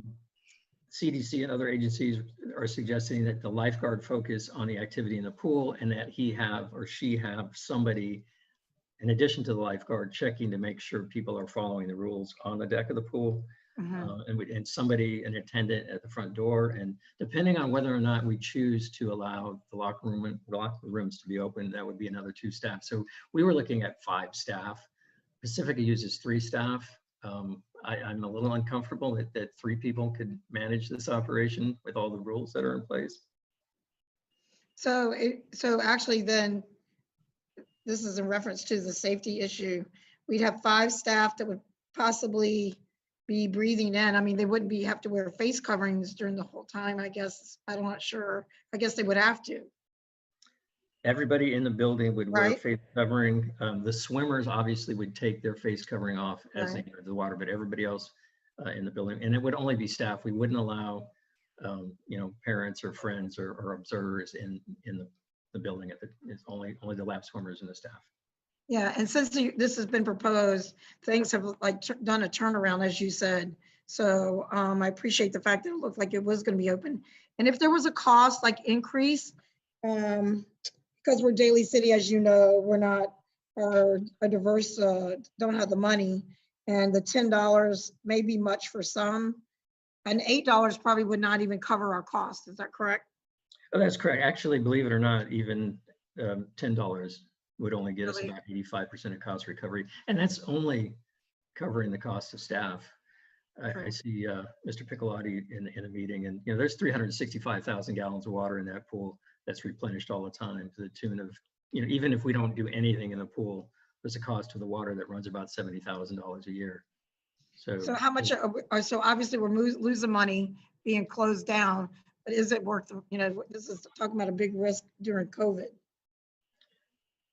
Yeah, there's, pools are a community asset that I don't think in most communities ever break even. They're a little extra benefit to the community. And for what it's worth, I don't believe Westmore High School plans to use the pool in the coming school year, at least not in the fall session. Oh yeah, currently they probably made a decision not to. Is that correct? Probably. I didn't hear the last comment. The school decided not to use the pool. Other than LA Unified and San Diego Unified, the schools aren't really at a point where they're making a lot of decisions just yet, but in the staff that we've talked to, they did not think that in the coming school year, Westmore students would be using the pool during the first part of the school year. Okay, all right, thank you. Thank you very much. Thank you, Mr. Mayor. All right, thank you. Oh, did I just lose folks? Hold on. Okay. All right. Are there any other comments at this time? Yeah, I do. I have one more question. So what is the demand right now, given that there's COVID? That's a question I have around the demand of folks wanting to utilize the lab pool program. So prior to COVID, we had a pretty regular group that did lap swim for fitness reasons. And we estimated probably somewhere in the neighborhood of 60 to 80 swimmers would probably, if they had the opportunity, get back in the water. It's a little hard to know since the pool is closed. I don't know how reluctant people will be to come back. I don't know how reluctant people will be to pay $10. In Pacifica, that's what they charge. And initially, swimmers thought $10 was better than, to get access, so they were willing to pay it. By the end of the week, I understand from my colleagues in Pacifica that lap swimmers are actually complaining to Pacifica City Council members. And I certainly don't want to put any of you in a position where you're contacted because people think $10 is too much for lap swim, but I do understand that's what happened in Pacifica last week. Thank you. Yeah, I think for me, I mean, I understand cost recovery is important, but where I'm at right now is around the safety of our community and opening up a facility at a time when You did mention there's increases. It's really close contact. I don't know if there's ways to just have like further lanes. I don't know if that impacts anything, and if it's worth the cost of having how many staff if there's only 2 lanes, from one another. So it's really on that issue, and also my concern for the safety of staff. And so that's where I'm at. I think if we were in a different place and time, this would be easier for me to move forward with. I think right now, I just don't want to take any risks in having anyone just precautionary for our community. Thank you. All right, any other comments at this time? I Before- just have a point of clarification, Mayor. Are we voting on the reopening of the pool, or are we voting on the increase? That's a good question, Dr. Rod, and I'm about to address that based upon any further comments that anyone else has before I open it up to public hearing. Just one more, Mr. Mayor, thank you. I appreciate that. I'll let you take over that particular part. Probably the last thing, Mr. Kern, is that if we come to a point again, I'm pretty much on the same page about the high risk at this time, and I'm sure you understand that at the spike. We're not sure how long it's going to last, and I think the safety of anyone is prior right now. And if they can shelter in place, we're trying to encourage that as well. And there's no reference on anybody in the pool or anybody in our record. It's no reflection of yourself or anyone. But the next time, maybe if we ever get to the end, hopefully we'll get there, then we can maybe do an outreach and see that there's a need. But for me, I have to say the same thing. The risk is pretty high right now. And I don't feel very comfortable about the pool itself and putting people in the harm's way that we don't, the unknown of this COVID. So thank you, Mr. Mayor, and I'll let you take the floor. Apologize. Thank you, Mr. Mayor. All right, thank you. Dr. Rod alluded to the point that I'm about to make now. The issue at hand here is the proposed fee from $6 to $10. This is not a proposal to determine whether it is safe or not to go into the pool. Apparently, there are many issues like, say, outdoor versus indoor dining. In the case of an enterprise that the Daly City runs, it is up to the staff and others within Daly City to determine whether it is safe or not. If it is not safe, when it does become safe and they allow folks to come in, what we are voting on is what they will pay, not whether we are saying it is safe or not. For instance, I'll give an example. Folks want to reopen the schools in Daly City, but that is not for us to decide who, when will the schools open. That is up to the superintendent and the school staff. So if safety was an issue, this is not what we are discussing on item number 10. We are discussing the fee. Mr. Mayor, if I may, Hold on, let me finish, please, and then I'll give you a chance to speak. We are discussing the fee as we move forward. We heard a discussion tonight. Even if we were to raise the fee $10, there is still some sort of subsidy that is going to have to come from the city. And obviously, we are not meeting with cost recovery. So again, it's the fee as to what folks will charge. There's safety, and we want to move forward and say, given the amount of staff, that's for another agenda item to discuss. And I'm sure as council, given the information, we can say, you know what? We would prefer that the pool be closed, but that is not the item on the agenda tonight. The item is the cost for folks to do lap swim. Okay, Vice Mayor, go ahead. You have the floor.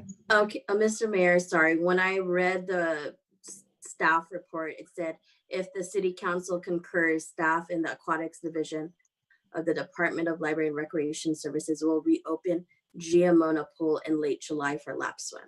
So that's why I had thought it was also on this agenda item this evening. Okay, Councilmember Di Giovanni, did you have a comment? Yeah, I was just gonna say, is it possible that because of the spike or whatever, that, like you said, it is about the fee, but because we haven't done any, like, we need to do maybe more outreach to see what the need is first? Can we revisit this item? Like when we see that things are a little bit low, because we are at a point where we're not even sure if there's a demand for it. Because we haven't done any outreach is what I'm afraid of. We're just comparing it to other cities. So there hasn't been any outreach to see if people even want to. Can we revisit it later? We did early on, just to clarify, we did contact our population of lap swimmers that we know. Okay, thank you. And they did complete a survey, and Romeo Benson is in this meeting as well, and Romeo may want to speak, if I don't want to put him on the spot, but specifically to the outreach effort that was made and the response we got. Hi, can everyone hear me? Have Romeo. Hi. So we sent out a survey, and I think it was approximately a month ago, just to see what our lap swimmers, if they were willing to come back. From what we got, it was an astonishing amount. I would say approximately 80% have responded and had stated they would be willing to come back to the pool. The price itself, though, that's where it's a huge question. When it came to when we announced the fact that what if it was $10, it was mixed. Here we had approximately 60% saying no and 40 saying yes. My only issue right now is the fact that it's been a month. And within this month, people's mindsets have changed drastically. I mean, the fact that things are opening right now, and if you go out there, yeah, you'll see people, but are people willing? They'll say yes, but when that time comes when the facility is open, will they actually come? Will they actually feel safe after the first day? Will that anxiety come back when after experienced 1 week of just being out there at the pool? We can't promise the fact that they'll be attending. Mr. Romy, I have a question for you. Did your survey include the question or if they're concerned about their safety and well-being in returning? It was fully explained that we would go through the whole process, but that wasn't our main question at that time. But it was just mentioned in the survey, the fact that we would make sure that the facility would be well staffed, and that we will make sure high touched areas were cleaned. Thank you. Thank you. Thank you. Okay. Any further comments for questions of Mr. Curran or Mr. Romy? So this is Shauna, and I think the purpose of this item was to do exactly what's happened in the last 15 minutes on this item, which is to have a discussion about where the council may be on this issue. And I definitely agree that when Romeo, who did a great job, thank you, Romeo, doing the outreach, I think that that the circumstances have changed. It is perfectly understandable for the council to want to revisit this, especially given the governor's new order today. The fact that we might be scaling back again, coupled with the fact that there will be a subsidy associated with reopening, it makes perfect sense should the council want to maybe look at this again in a couple of months. That's just my my input, so that you don't feel like you have to make a decision on this tonight. Oh, thank you. Thank you. Thank you, City Manager. Hypothetical. If the pool was to close tomorrow and be closed for the remainder of the year, and we take this matter up again in January, what matter would we be taking up? The safety issue or the fee schedule? That's a great question. I will defer to Joseph Kern in just a minute, but I believe it would be if the shelter in place was lifted, we probably wouldn't be having this discussion at all. The fact that we were going to ask the community to pay more had to do with the fact that it costs more to provide the service because there are few people that are able to be in the pool at the same time, meaning there are more staff to pool member ratio. So in a perfect world in January, we'd probably go back to regular rates if the SIP was lifted. Now that doesn't take into account what we talked about earlier, which is we're looking at fees in general citywide. That's a totally different discussion, but for the SIP, we wouldn't be having this discussion right now. Okay. If that But makes sense. yes, it makes sense. But what I'm saying is that there's going to be a new norm, and we will still be following procedures to ensure the safety, such as the emptying of the pool and refilling it, and at a cost of 70 grand.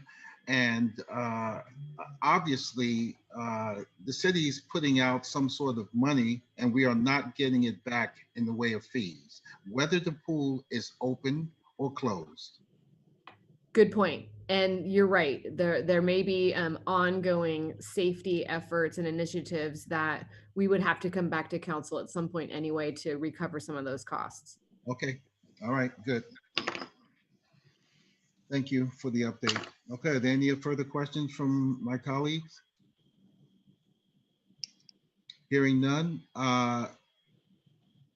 Does anybody want to make a motion to either revisit or to move forward with this matter? I'd like to make a motion, Mayor, if I may. Okay, please, Vice Mayor, go ahead.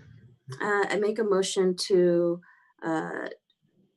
move this agenda further down the line, to agendize it further down once there's more clarity on the rise of cases in that regard. And I think that if anything, this is a comprehensive also look at the fees down the line.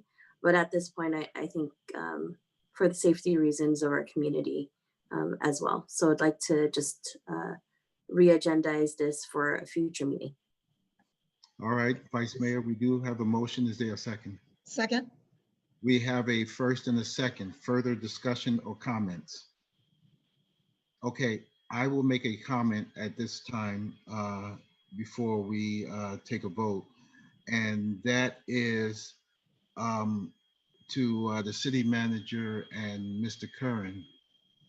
By keeping the pool open at this time at a cost of $6 for lap swim, the city of Daly City is losing money. Is that correct? That's correct. And just to be clear, the pool has been closed since March 9th. So right now there's no activity at all in the pool. Okay, and would there be anything from preventing you and the city manager from reopening the pool? Let's just say later on down the line, can this matter be brought back before the council prior to your decision to reopen the pool? Because that's what I'm hearing about the motion, is to revisit this at a later time so that if the pool is reopened, it's reopened with safety in mind and also with the possibility of increasing the rates.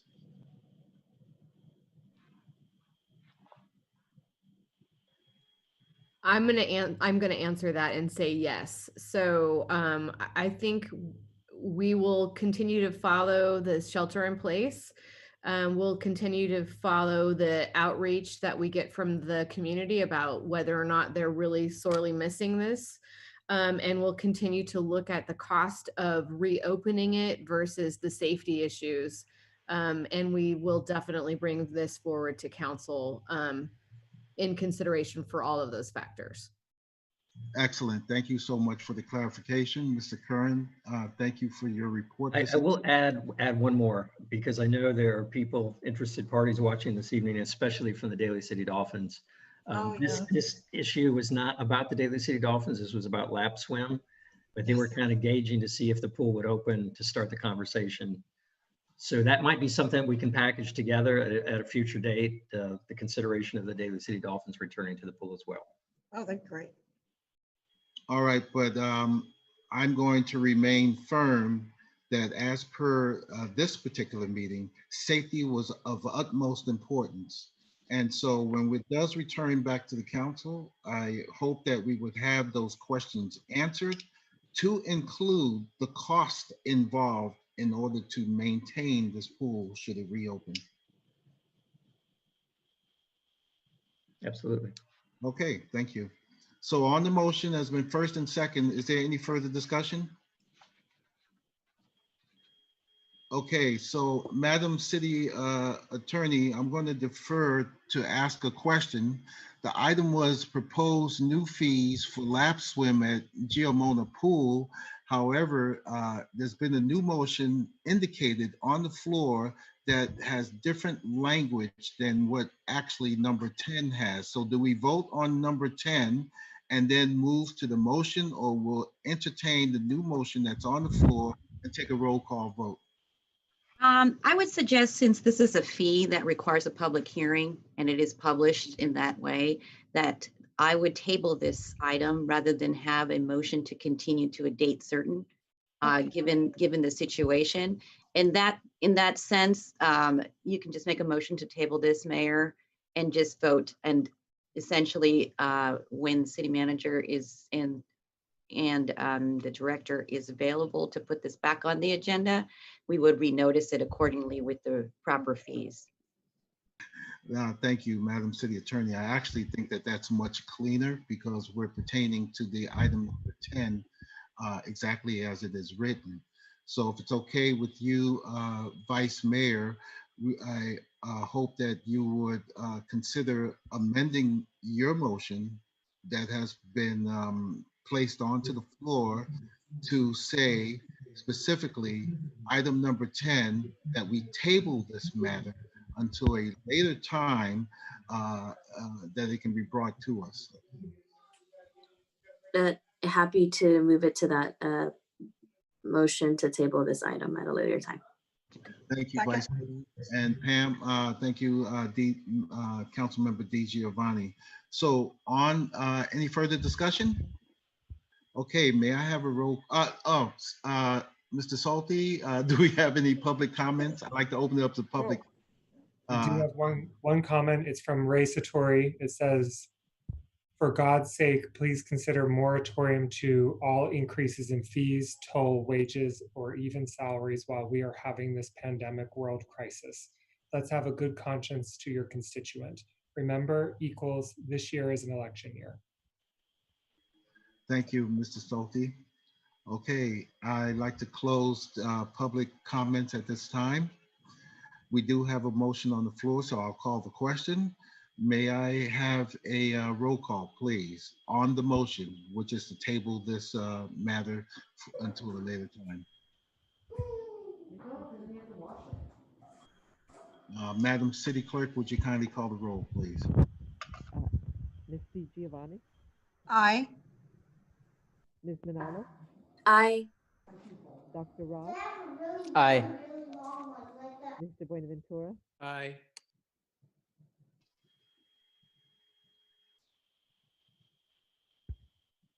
Mr. Sylvester. Aye. Okay, the motion passes. Thank you very much, everyone, staff and colleagues, for your very, very valuable input. Thank you so much. Okay, moving on to item number 11, which is a second reading ordinance number 1439, amending the Daly City zoning map by amending ordinance number 1260 to plan development zone PD-54A and establishing planned development standards. And I'll turn that over to Madam City Attorney, Ms. Zimmerman. Thank you, Mr. Mayor and members of the City Council. This item came before you by way of an introduction of the first reading for ordinance number 1439. This is the second reading of the ordinance of rezoning redevelopment blocks 51, 52, and and 50 of the Jennifer Sarah portion. It's an ordinance of the City Council amending the zoning map by amending zoning ordinance 1260 to Plan Development Zone PD 54A and establishing plan development standards. Thank you, Madam City Attorney. And is this development that we discussed at the last meeting, to which we had to make amendments in order for compliance? Yes, this is in Right. regards to the Sierra, the Duggins, and Gotcha. Thunder Gotcha. Village sites. Thank you very much. All right, so this is a second reading, folks. Basically, it's a continuance from the last meeting. Are there any questions at this time from any of my colleagues? Okay, let's see. Since this is a second reading, we wouldn't have to open the public hearing. So we'll move ahead with adopting the ordinance, and may I have a roll call, please? They have a motion for the adoption. Oh, let me see. Okay. All right, thank you, Madam City Attorney. Do we have a motion on the floor to adopt the second reading as listed herein?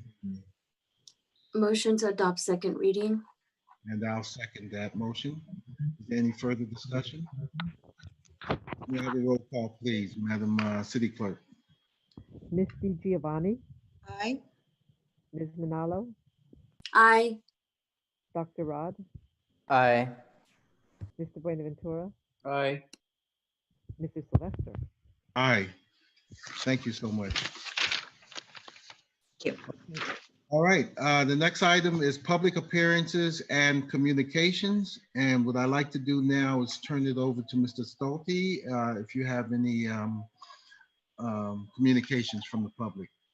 Yes, I have about, I think there's 11. Okay.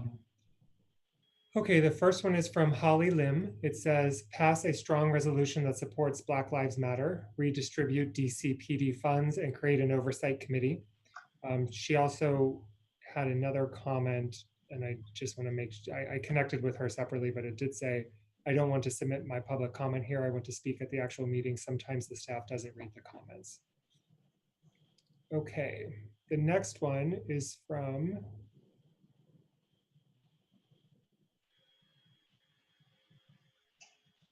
Jeanette Armas, and it says, good evening, City Council and Mayor Sylvester. I attended both of the previous study sessions to discuss Black Lives Matter, and I'm wondering, what is your response to the community's comments? I am advocating that you discuss and pass a resolution in support of Black lives at the next council meeting, and to create 1 to 2 page executive summaries of the city's budget and the police budget so it is accessible to residents. I am in favor of establishing a community oversight commission, establishing a human rights commission, and reallocating some DCPD funds towards community services like affordable housing, libraries, parks and rec, and the community service center. I am also requesting an open budget meeting where our community can participate in how funds will be allocated to each department for the coming year. The next comment is from Kaylee Kerr, and it says, good evening, City Council and Mayor Sylvester. My name is Kaylee, and I am a Daly City resident. Looking at the Daly City budgets from past years to now, DCPD is constantly awarded a colossal share of our city's expenditures, far more than the rest of our services provided. This year, the allocation for DCPD was $36,691,658, which is 40% of our total city budget, 40%. And to what end? DCPD is not showing in budget reports that its massive resources have kept us safer. At the next council meeting, we urge you to create 1 to 2 pages of executive summaries of the city's budget and police budget that is accessible to residents. We would also like to reallocate DCPD funds towards community services like affordable housing, libraries, parks and rec, and the community service center. We are seeing that police around the country are violent, racist, and wasteful, and that's what we're financially empowering in our community above all other services. What we are also seeing is more and more evidence that community safety is much more likely to occur when people's needs are being met. We must consider how far the 36 million would go with other nonviolent, prevention-oriented services that address our livelihoods and humanity, such as health services, social services, infrastructure, child care assistance, homelessness services, libraries, and our parks and recreation services. We need to reimagine public safety to address root causes rather than defaulting to violence, which is disproportionately used against our Black neighbors and others who've been targeted by police historically. Additionally, with COVID-19 affecting our community's economy for the foreseeable future, budget cuts will likely be made. We must start with DCPD before anything else. I call on you to slash the DCPD budget and instead apply the funding towards these stated alternatives. Help us make Daly City truly safe, healthy, and prosperous, and join me, your fellow residents, and the rest of the country in moving away from violent policing and toward a just society. The next comment is from Joseph Nelson. It says, number one, I would like to see the city reduce funding of the Daly City Police Department and allocate those funds to community service that have been defunded over the years, such as library services, after-school programs, mental health, social services, and housing. Our current system is not set up to prevent crime, but instead as a punitive system. And we as a community have a responsibility to do better. Number two, the reporting back on the Daly City discussion in the newsletter makes me very much question the data being shared.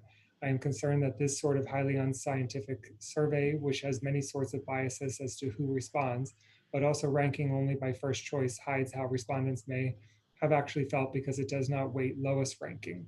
This is besides the fact that many of the priorities should not and do not compete against each other. Data like this is ripe for manipulation and should not be used for decision making. The next comment is from Scott Hongdusit, and it says, good evening, City Council and Mayor Sylvester. My name is Scott Hongdusit, and I am a Daly City resident. At the very minimum, I encourage you to discuss and pass a resolution in support of Black Lives at the next council meeting and to create 1 to 2 page executive summaries of the city's budget and the police budget so it is accessible to residents. I encourage you to lay the groundwork to establish a community oversight commission, establish a human rights commission, and to reallocate some DCPD funds towards community services like affordable housing, libraries, parks and rec, and the community service center. The safest communities in America and are places that don't center the police. In Daly City, we center the police with 41% of the city's budget going to DCPD, the largest allocation of any kind for our city. Let's shift massive spending on police that do not keep us safe and reinvest in human services that meet our community needs. Please ensure a thoughtful, deliberate, and community participatory process as we figure out how to do this together. Let's reimagine and create a safer community for all of us. Thank you. Scott. Okay. The next one is from Joanna Rosales, and it says, good evening, Mayor Sylvester, City Council members, and city staff. I would like to see the City of Daly City reallocate DCPD funds into community services. I have attended both study sessions discussing Black Lives Matter and the Daly City Police Force and have still not seen an appropriate response from the city. I encourage you to pass a resolution in support of Black Lives to continue this conversation within our city. If you need examples to work off of, the City of Cupertino, Mill Valley, and San Mateo County Board of Supervisors passed resolutions, to name a few. In regards to budget, residents need a detailed, user-friendly, and readable police budget. As a small start, I recommend the check register be either divided or categorized according to department and adding a short description to each line item on what the money is being spent on. The community has given you many great suggestions and we as residents need answers and solutions. I hope you see that action is being taken. I hope to see that action is being taken by the July 27th meeting. Thank you for your time. And the next comment is from Josh Berry, and it says, as a Daly City resident, homeowner, and taxpayer, I'm advocating for the city to act as soon as possible to reinvest budget out of the police department and into community services such as healthcare, economic development, beautification projects, and youth services. My neighborhood does not suffer from violence nor crime. We do not need more law enforcement. My neighborhood suffers from illegal dumping of trash, reckless drivers, vacant storefronts, and homeless people having mental health crises. A militarized police force does not solve these problems, but my only option is to call the police if I see these problems in my neighborhood. Please invest in other community areas that do not involve the police. Also, the survey about the Daly City discussion was unprofessional. The questions were worded poorly and it appeared ripe for the miscategorization of our priorities. That survey should not be used to make decisions nor set policy, and the survey author should learn about bias and be fired due to the poorly written questions and the ways that the so-called results were presented to the community. The next comment is from Shakil Ali, and it says, when I hear Daly City people say defund the police, I think what they are really saying is that it's good to have oversight, guidance, and improvement of public safety through effective evaluation and coordination of fire, police, emergency medical services, mental health, and other vital public agencies. It's everyone's job to prevent violence and keep Daly City safe and welcoming for all. And finally, I believe this might be the last comment. It's from Nick Ochipinti. It says, thank you for discussing the budget during our ongoing public health and economic crisis as we work together to get through COVID-19. One way we can address this issue in our community is by actively engaging the development of funding alternatives with regards to the largest part of our city budget, the police department. Despite repeated calls from the community over several city council meetings, we have yet to see any substantive action regarding repeated calls and national dialogue around defunding police departments, and at the minimum, adoption of a resolution standing in full support of Black Lives Matter. These items should have been on tonight's agenda. Please include these items at your next public meeting. Thank you. And actually, yes, that was the last public comment. Thank you very much, Mr. Stolte. All right, we're gonna move on to the next item. Are there any appointments to board, commission, membership, or committee appointments this evening? All right, next are reports, and item number 12, any council committee reports? Yes, Mr. Mayor. Okay, Vice Mayor, please.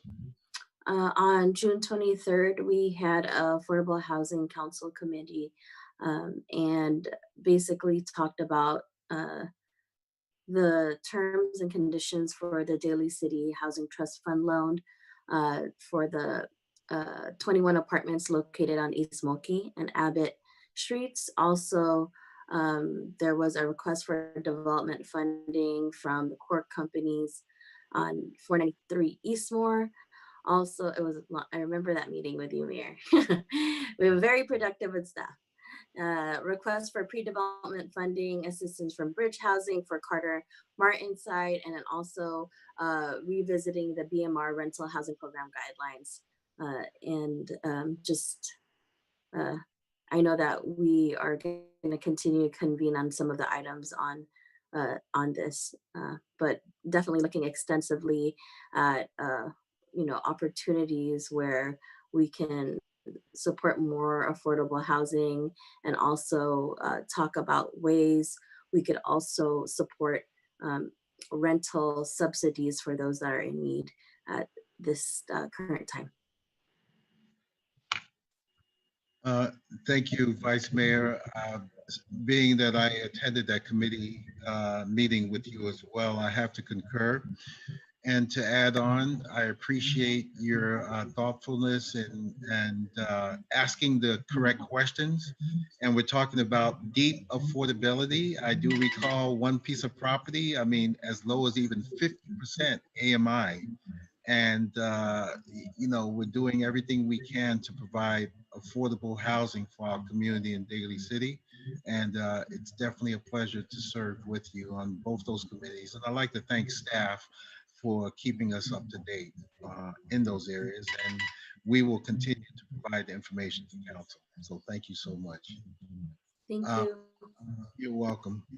I'll ask Dr. Rod or Council Member Buenaventura. I believe you had a cannabis committee meeting.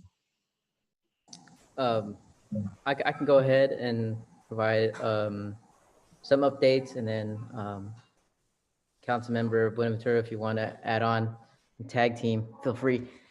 We met on July 7th, and we were talking about zoning regulations for retail sales for cannabis. There's a preliminary overlay map of different places where potential areas for retail for cannabis, and we'll be discussing it in a later date with the city council.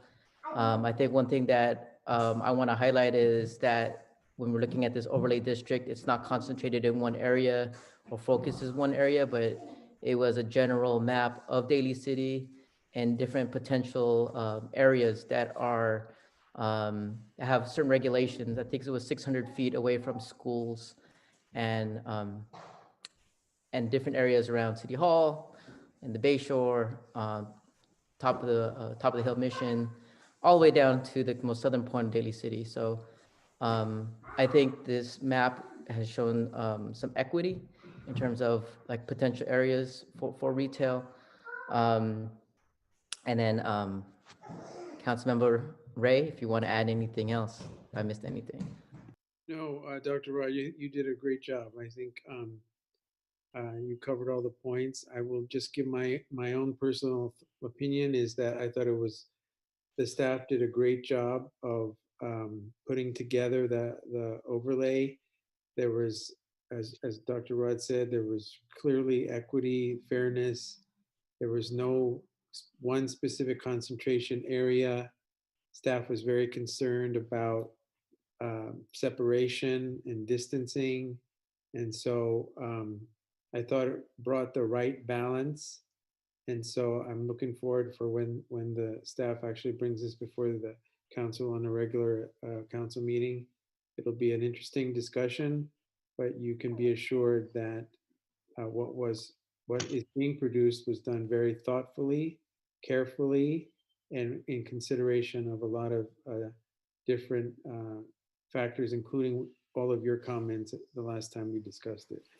So I'm looking forward to discussion. We need to get rolling on this, and thank you.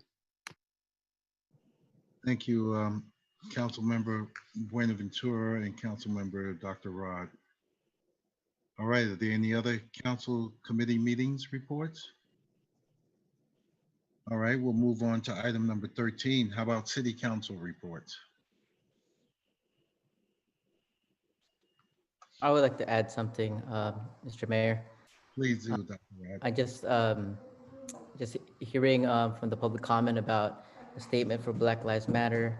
I just want to assure those that our staff and alongside City Council that we are working on a statement for Black Lives Matter, and I think that it is a crucial matter to discuss this national issue, and that there's other cities that are moving along in terms of creating commissions and talking about race issues and policing. So I just want to, just tell the folks that we are working on it. I wish it was at a faster pace, but based on our process, we're getting there. Thank you, Dr. Rod. All right, any further city council reports? Yes, Mr. Mayor, if I may. Please. Thank you so much.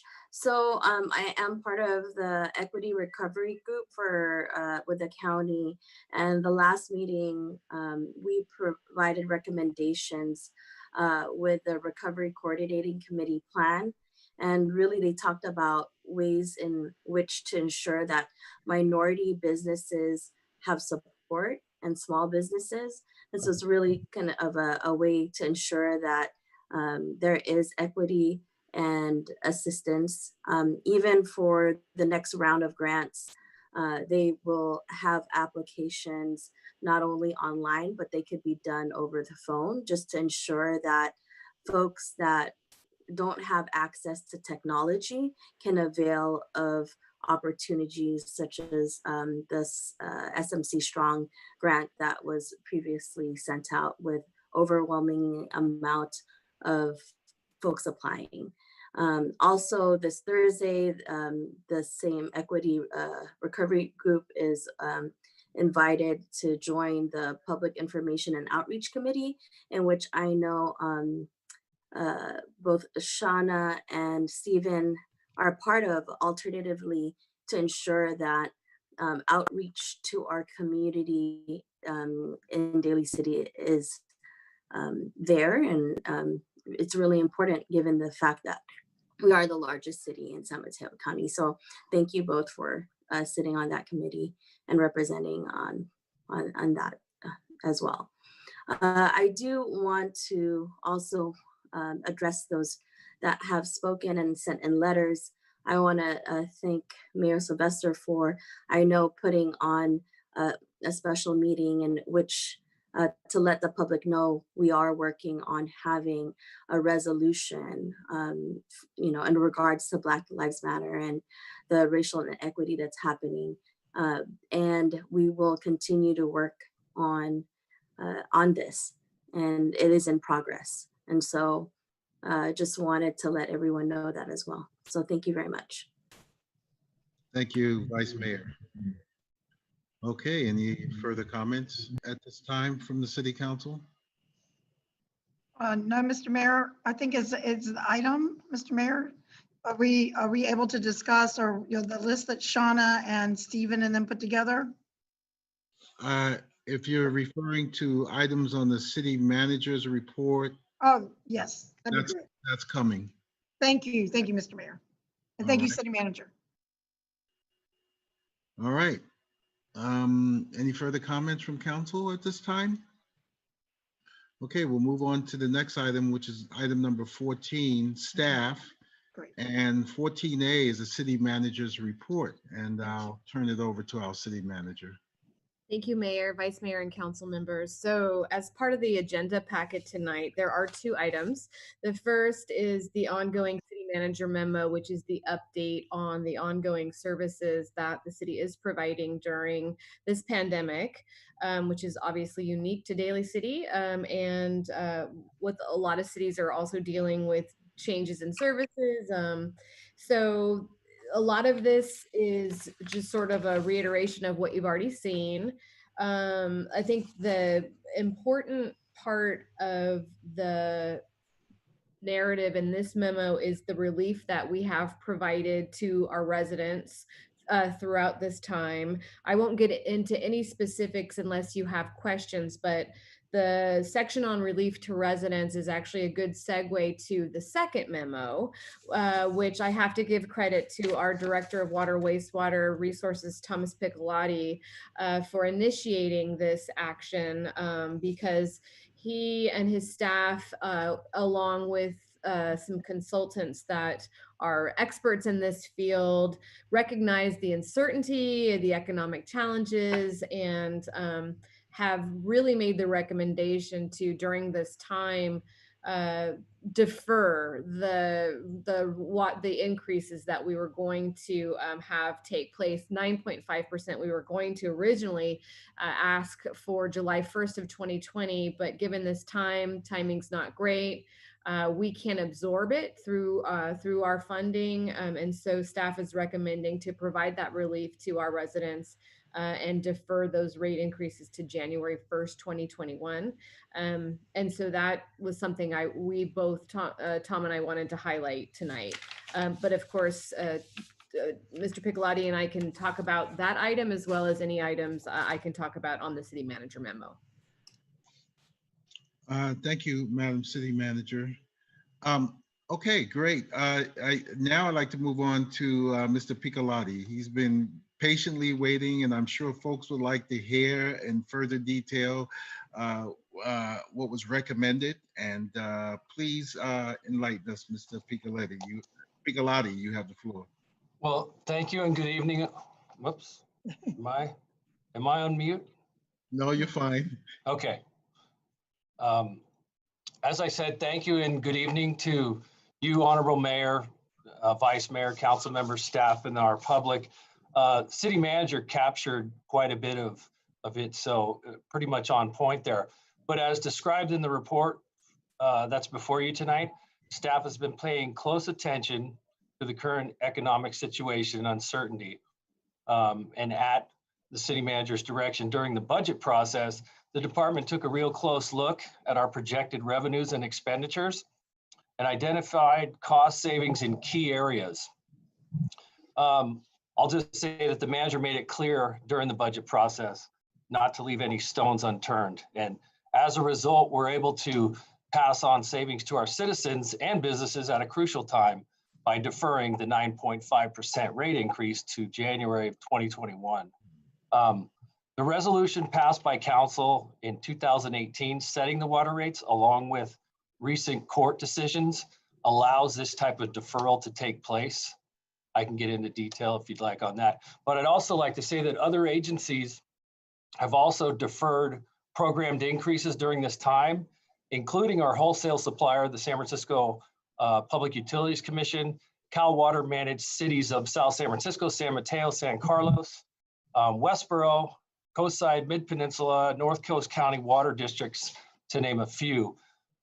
We can accomplish the deferral with little to no impact on any of our critical water projects and programs. And also, in addition, it's timely in the sense that we're currently in the process of updating our master plan. This master plan will drive the next 10 years. That was a council approved master plan. We'll closely monitor the financial position on an ongoing basis. And I think I'll just conclude there and take any questions, but I'd like to thank both the council and the city manager for your leadership during these unprecedented times. It's having the support and, you know, actually on a separate note, just seeing everybody tonight for me is a great thing because I miss everybody. So it's really good to see everybody, but I'm happy to take questions at this time, if there are any. Thank you, Mr. Piccolotti. I'll first start off with a comment. You know, we could have just let it be as it is and just get that 9.5%. And then next thing you know, we have a little surplus. But I'd like to thank you because at the direction of the city manager to look for something, and you said it, no stone is to be unturned, and to come back and come up with this great plan. And, you know, I was looking for a deferral that was, I mean, the rate was supposed to increase. And you said that you're going to run this deferral for rate increases all the way on up through January. That took a lot of work, sir. So I commend you, I commend the city manager, and I commend your staff for bringing this to light. And thank you for sharing that information with us this evening. Thank you. That's the, you know, the reason we're able to do it is it's a product of the change in trajectory of the fund that the council took the decision in 2018 and made a tough decision to go with the 2018, the 5-year program. And that has put us in a strong position with our reserves and our capital reserves and our operating reserves that we're able to do this during this time. So I think it goes to the leadership of the city that we're able to find that way to do this and give, you know, the break and the relief to the citizens and the customers. You know, you're a good man, Mr. Piccolotti. Can I ask a question? I asked a question tonight of Mr. Stoller. So is this part of the enterprise fund? This is Enterprise Fund 41, the water fund. Okay, I just wanted to make that point clear. So by us being unable to touch that money, you were able to find, based upon the council's decision, some extra money, and you're giving it back to the people. Yes, we're able to collaboratively do our part. Very good, sir. Thank you. Any other comments from my colleagues? Yes, Mr. Mayor. I just want to say thank you to staff, Ms. Maltby and Mr. Piccolotti for this. This definitely shows leadership around these unprecedented times and really looking at ways to support our community. And even this step is every bit helps. So just want to say thank you. Okay, any other comments? Hello there, Josh. I see you there, and I'm sure you're one of the ones who helped in this as well. You're to be recognized as well. Any other comments? Yes, Mr. Mayor. I'll make mine real short. We are very lucky that during these unprecedented times, we have leadership that encompasses all of us, and the idea that people can work together and that have this relationship with Mr. Piccolotti and our city manager, our colleagues and staff says a lot about the city. And I know this has been really rough and you've had long days, but I think after tonight and taking that ship and moving it forward and supporting our community together, I think that will show the residents that we care. And even though no matter what it is, that they come first. And that's really unprecedented in that manner as well. So that is demonstrated tonight, Mr. Piccolotti and Ms. City Manager, and to the staff, that you really, really do it. You do the work. You just don't talk about it. You do it. So thank you. Thank you, Councilmember DiGiovanni, for that kind words. Okay, any other comments? Okay, we'll move on to the adjournment, and I'd like to call on Councilmember Buenaventura, please. Yes, thank you, Mr. Mayor. I would like us to adjourn in memory of Bill Duplessis. Bill was, as everybody knows, was a longtime lobbyist for the city of Daly City. He really had a colorful life. He lived a life of, he was a football player in college, and I think he played maybe a year or so in the NFL. And he also was an assemblyman in San Mateo County for the 24th State Assembly District. And then he soon after that, he became a lobbyist, and he's done a lot of great work for Daly City. He's been a longtime supporter of our city, and it was with great sadness that I learned of his passing from cancer last week, or maybe 2 weeks ago. So Bill, thank you. We miss you. We've always loved you in Daly City. You've left a mark here, and we'll never forget you. I'd also like to adjourn in memory of Sunny Batara, which is Walter Batara, who was a commissioner in the county for aging, and he's also a Daly City resident, Walter is, and his brother, Sunny Batara, sadly passed away. So I'd like to adjourn in memory of him. That's all I have. Thank you, Mr. Mayor.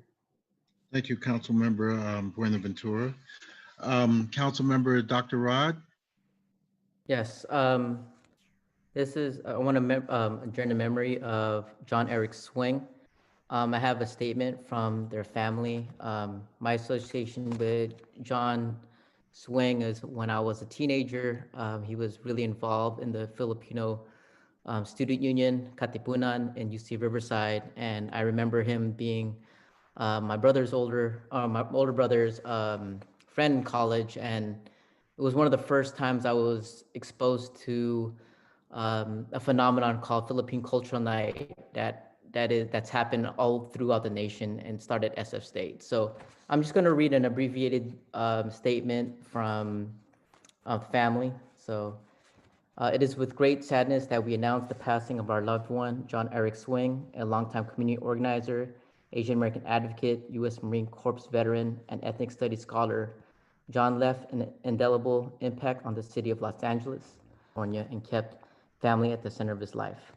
As a child of Filipino immigrants and the true son of city of Los Angeles, John's Filipino American experiences informed both his passion for community service and insatiable curiosity in multicultural history. This led him to pursue a bachelor's degree in ethnic studies at UC Riverside, class of '95. And while at UCR, he continued to promote solidarity among Asian Americans through his co-founding of the Asian American fraternity, Psi Chi Omega. After college, John enlisted in U.S. Marine Corps Reserves, where he honorably served his country for 6 years. After a few years of working in the private sector in office administration and logistics, John pursued his passion for community service and social work as a senior probation corrections officer for the Riverside County Probation Department, Safety and Social Services. John also worked internationally, where he was brought to Costa Rica, Vietnam, and the Philippines. His work encompassed education, community advocacy, healthcare, and business development. Upon his return from overseas, John reestablished his community advocacy in Los Angeles by working as an independent nonprofit consultant and human and health resource and services administration peer reviewer. His work led to his appointment as the business director for the Festival of Philippine Arts and Culture, FPAC, a development and operational management position for Filipino American Services Group Incorporated, FOSG, and finally at Search to Involve Filipino Americans at SIPA. At SIPA, John was fully engaged in passionately carrying out his duties for community service and led the organization's small business counseling services and programming since 2015. SIPA posthumously announced John was appointed executive director earlier this year after a year-long nationwide search to fill its top position. John contracted COVID-19 in mid-June, and due due to complications with the virus, passed away on Sunday evening, June 28, 2020. The Swing family extends their great appreciation and a gratitude for the overwhelming support of family, friends, and colleagues through his memorial fund. John Eric Swing is survived by his parents, Ellis D. Swing and Aurora S. Swing, his wife, Ellen Rodriguez Swing, her 2 children, Nico and Sasha, his 4 children, Zachary, Joshua, Chloe, and Mackenzie, their mother, Joyce Swing, his sister, Karen Bromley, and her husband, Craig, niece, Mayumi, nephew, Miles, his brother, PJ Swing, and his wife, Yorleni, and nephews, Jaden, Gianni, and Jonah.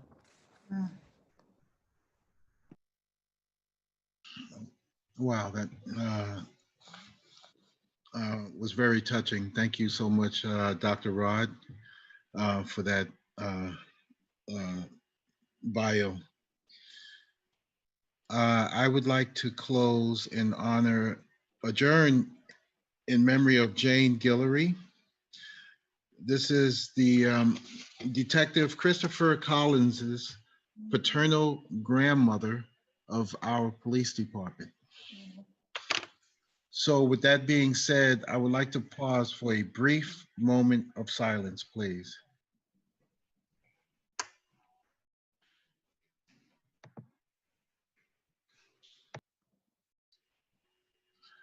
All right, folks, I thank you so much. This meeting is now adjourned, and be safe, be healthy, and be strong. We are Daly City Strong. Good night, Mr. Duggan. I just saw you there. Good night. All right, good night, everyone. Good night. Thank you, guys. Good night. Good night.